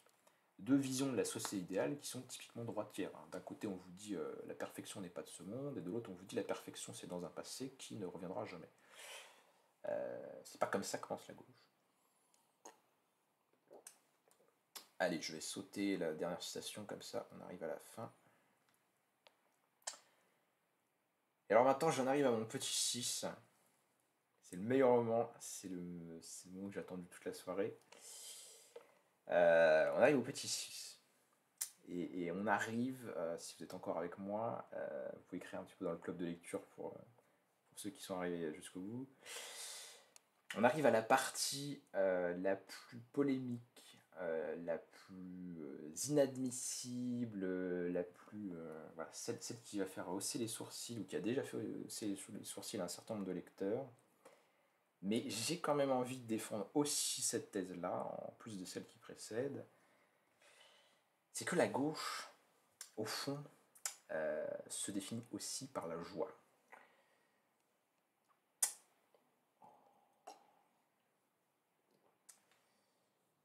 Alors ça peut sembler très étrange. J'insiste sur l'idée que la gauche, ce n'est pas l'optimisme, ce n'est pas de croire que le progrès est garanti à l'avance, qu'il va opérer de lui-même. Il est facile de voir qu'il y a un certain nombre de grandes personnalités ou figures historiques de la gauche qui ont été affligées par des périls liés aux formes modernes de la domination. C'est particulièrement vrai chez ceux qui sont marqués par une forme de sensibilité romantique. Je ne m'attarde pas sur cette notion qui fera elle aussi l'objet d'une conférence un de ces jours, le plus tôt possible. Mais voilà, il y a de nombreux penseurs de gauche, j'en ai listé quelques-uns, qui sont tout à fait susceptibles d'être désespérés. Donc c'est pas une affaire d'optimisme. Mais un bon critère, me semble-t-il néanmoins quand même, pour repérer des personnalités qui sont des personnalités de gauche, c'est que la gauche est joyeuse. Et ça, François Bégodeau l'a écrit, alors décidément je le cite beaucoup, ça fera peut-être sourire certains de ses lecteurs ici présents, mais je vais reprendre cette idée aussi. François Bégodeau l'a écrit, ce qui nous distingue, c'est la joie. Alors pourquoi ? Pourquoi la gauche est-elle joyeuse ? Début de la page 28.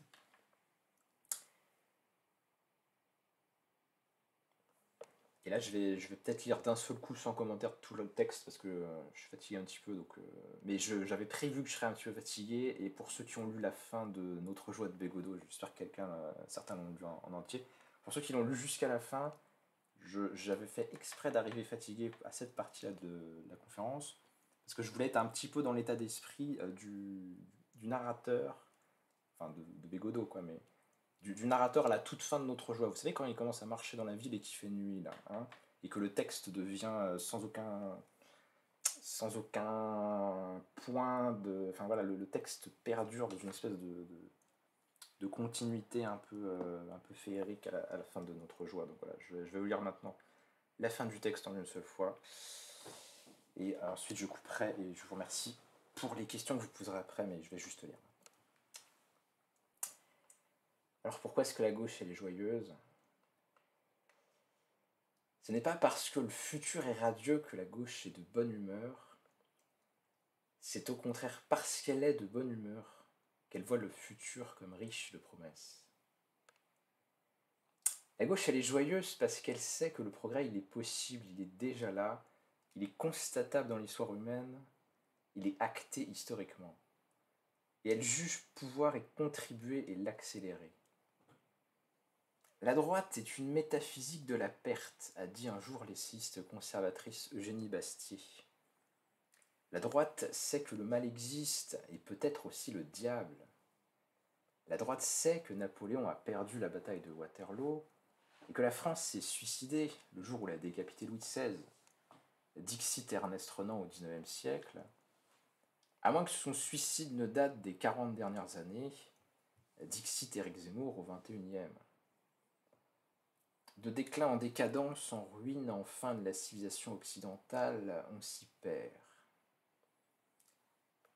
A l'inverse, la gauche est un ethos de la richesse.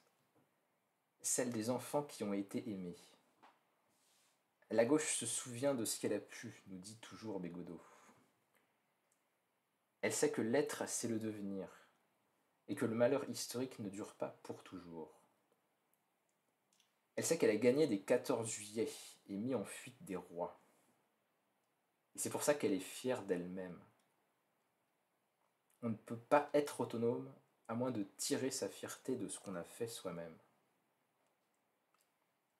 Elle a le sentiment de sa puissance et de ce sentiment jaillit la joie, comme l'explique Nietzsche ou Spinoza. Et comme l'a prouvé toute l'histoire des révolutions, seule la joie est révolutionnaire. La gauche a le sourire des émancipations passées et à venir. Eugénie Bastier dit de la gauche qu'elle est une métaphysique de la promesse. Mais il n'y a que le pari tenu qui puisse expliquer la joie. Cette sensibilité est liée à l'héritage de la philosophie des Lumières dans la constitution de la gauche politique. La philosophie des Lumières affirme que l'homme est né pour le bonheur. Et cet idéal se répercute manifestement sur l'état d'esprit des individus qui œuvrent à lui donner une traduction politique. Car je n'ai pas écrit que la gauche était seule joyeuse. J'ai écrit qu'elle l'était. De même que l'égalité économique ne prouve pas la gauche, mais la laisse pressentir, la joie est un indice de gauche. La joie laisse entendre que. De même que l'amour libre est une épine dans le pied des régimes totalitaires, comme l'a écrit Orwell, la joie est le début de la fin des ordres sociaux qui ne sont pas de gauche. Et il y avait beaucoup de joie lorsqu'on a fracassé le mur de Berlin. La gauche est une joie qui s'est politisée. William Godwin, pasteur d'une petite église dissidente anglaise, qui passe pour le premier des anarchistes égalitaires modernes, écrit « L'égalité des conditions, ou en d'autres termes, une égale admission de tous aux moyens de perfectionnement et de joie, c'est la loi que la voie de la justice impose rigoureusement à l'humanité. Tous les autres changements dans la société ne sont bons que s'ils sont des fragments de cet état idéal et des degrés pour y atteindre. L'égalité pour laquelle nous plaidons est une égalité qui se réalisera dans un état de grande perfection intellectuelle. Une révolution aussi heureuse ne peut se produire dans les affaires humaines que lorsque l'esprit public sera arrivé à un haut degré de lumière. Et comment les hommes à ce haut degré de lumière ne reconnaîtraient-ils point eux-mêmes qu'une vie alternée d'agréable repos et de saine activité est infiniment supérieure à une vie de paresse abjecte, supérieure non seulement en dignité, mais en joie. Et un siècle plus tard, dans sa morale anarchiste, Kropotkin appelle à la solidarité et à la suppression de l'exploitation exactement dans les mêmes termes. Le bonheur de chacun est intimement lié au bonheur de tous ceux qui l'entourent. Et voici le dernier mot de Gracchus Babeuf, le premier des révolutionnaires communistes, à ses juges en 1797. Il est une voix qui crie à tous, le but de la société est le bonheur commun. Voilà le contrat primitif, il n'a pas fallu plus de termes pour l'exprimer. Il est assez étendu parce que toutes les institutions doivent découler de cette source et aucune n'en doit dégénérer. Quant à l'inventeur du terme de socialisme, le républicain français Pierre Leroux, il est tout simplement l'auteur d'un article philosophique intitulé « Du bonheur » en 1836. L'idéal communiste révolutionnaire de Karl Marx et Friedrich Engels est lui aussi porté par l'aspiration grandiose à une société libérée, réconciliée avec elle-même, une société harmonieuse étendue aux limites de toute l'humanité. La conscience de soi de l'humanité est le nouveau Graal autour duquel les peuples se rassemblent, pleins de joie. Telle est notre tâche, devenir les chevaliers de ce Graal, ceindre l'épée pour lui et risquer joyeusement notre vie, dans la dernière guerre sainte qui sera suivie du royaume millénaire de la liberté. Un siècle plus tard, Wilhelm Reich, freudien et marxiste, crée à Berlin en 1931 l'Association pour une politique sexuelle prolétarienne, Sexpol, un mouvement de masse qui soulignera la nécessité de politiser la question sexuelle en tant que revendication au bonheur. 48 ans plus tard, c'est un texte de Guy Debord. Il est juste de reconnaître la difficulté et l'immensité des tâches de la Révolution qui veut établir et maintenir une société sans classe. Elle peut assez aisément commencer partout où des assemblées prolétariennes autonomes, ne reconnaissant en dehors d'elles aucune autorité ou propriété de quiconque, plaçant leur volonté au-dessus de toutes les lois et de toutes les spécialisations, aboliront la séparation des individus, l'économie marchande, l'État. Mais elle ne triomphera qu'en s'imposant universellement sans laisser une parcelle de territoire à aucune forme subsistante de société aliénée. Là, on reverra une Athènes ou une Florence dont personne ne sera rejeté, étendue jusqu'aux extrémités du monde, et qui, ayant abattu tous ses ennemis, pourra enfin se livrer joyeusement aux véritables divisions et aux affrontements sans fin de la vie historique. On pourrait changer de continent. Parler de Soulami Firestone, féministe états-unienne, révolutionnaire marxiste, qui conclut son essai de 1970 en écrivant « Nous avons assez de savoir pour créer un nouveau paradis sur Terre ». On pourrait multiplier les exemples. On pourrait continuer longtemps. On pourrait souligner que même les corruptions qui se sont faites passer pour nous ont été obligées de nous imiter. Staline sourit toujours sur les affiches de propagande. Hitler, jamais. La gauche n'est pas un ensemble de valeurs toujours à faire et qui laisserait à désirer. La gauche est d'abord une singularité, une manière d'être au monde, une structuration affective, une intensité, un événement. Cet enthousiasme et cette joie donnent à la littérature politique de gauche une tonalité inimitable et véritablement unique qui la rend distinctement reconnaissable.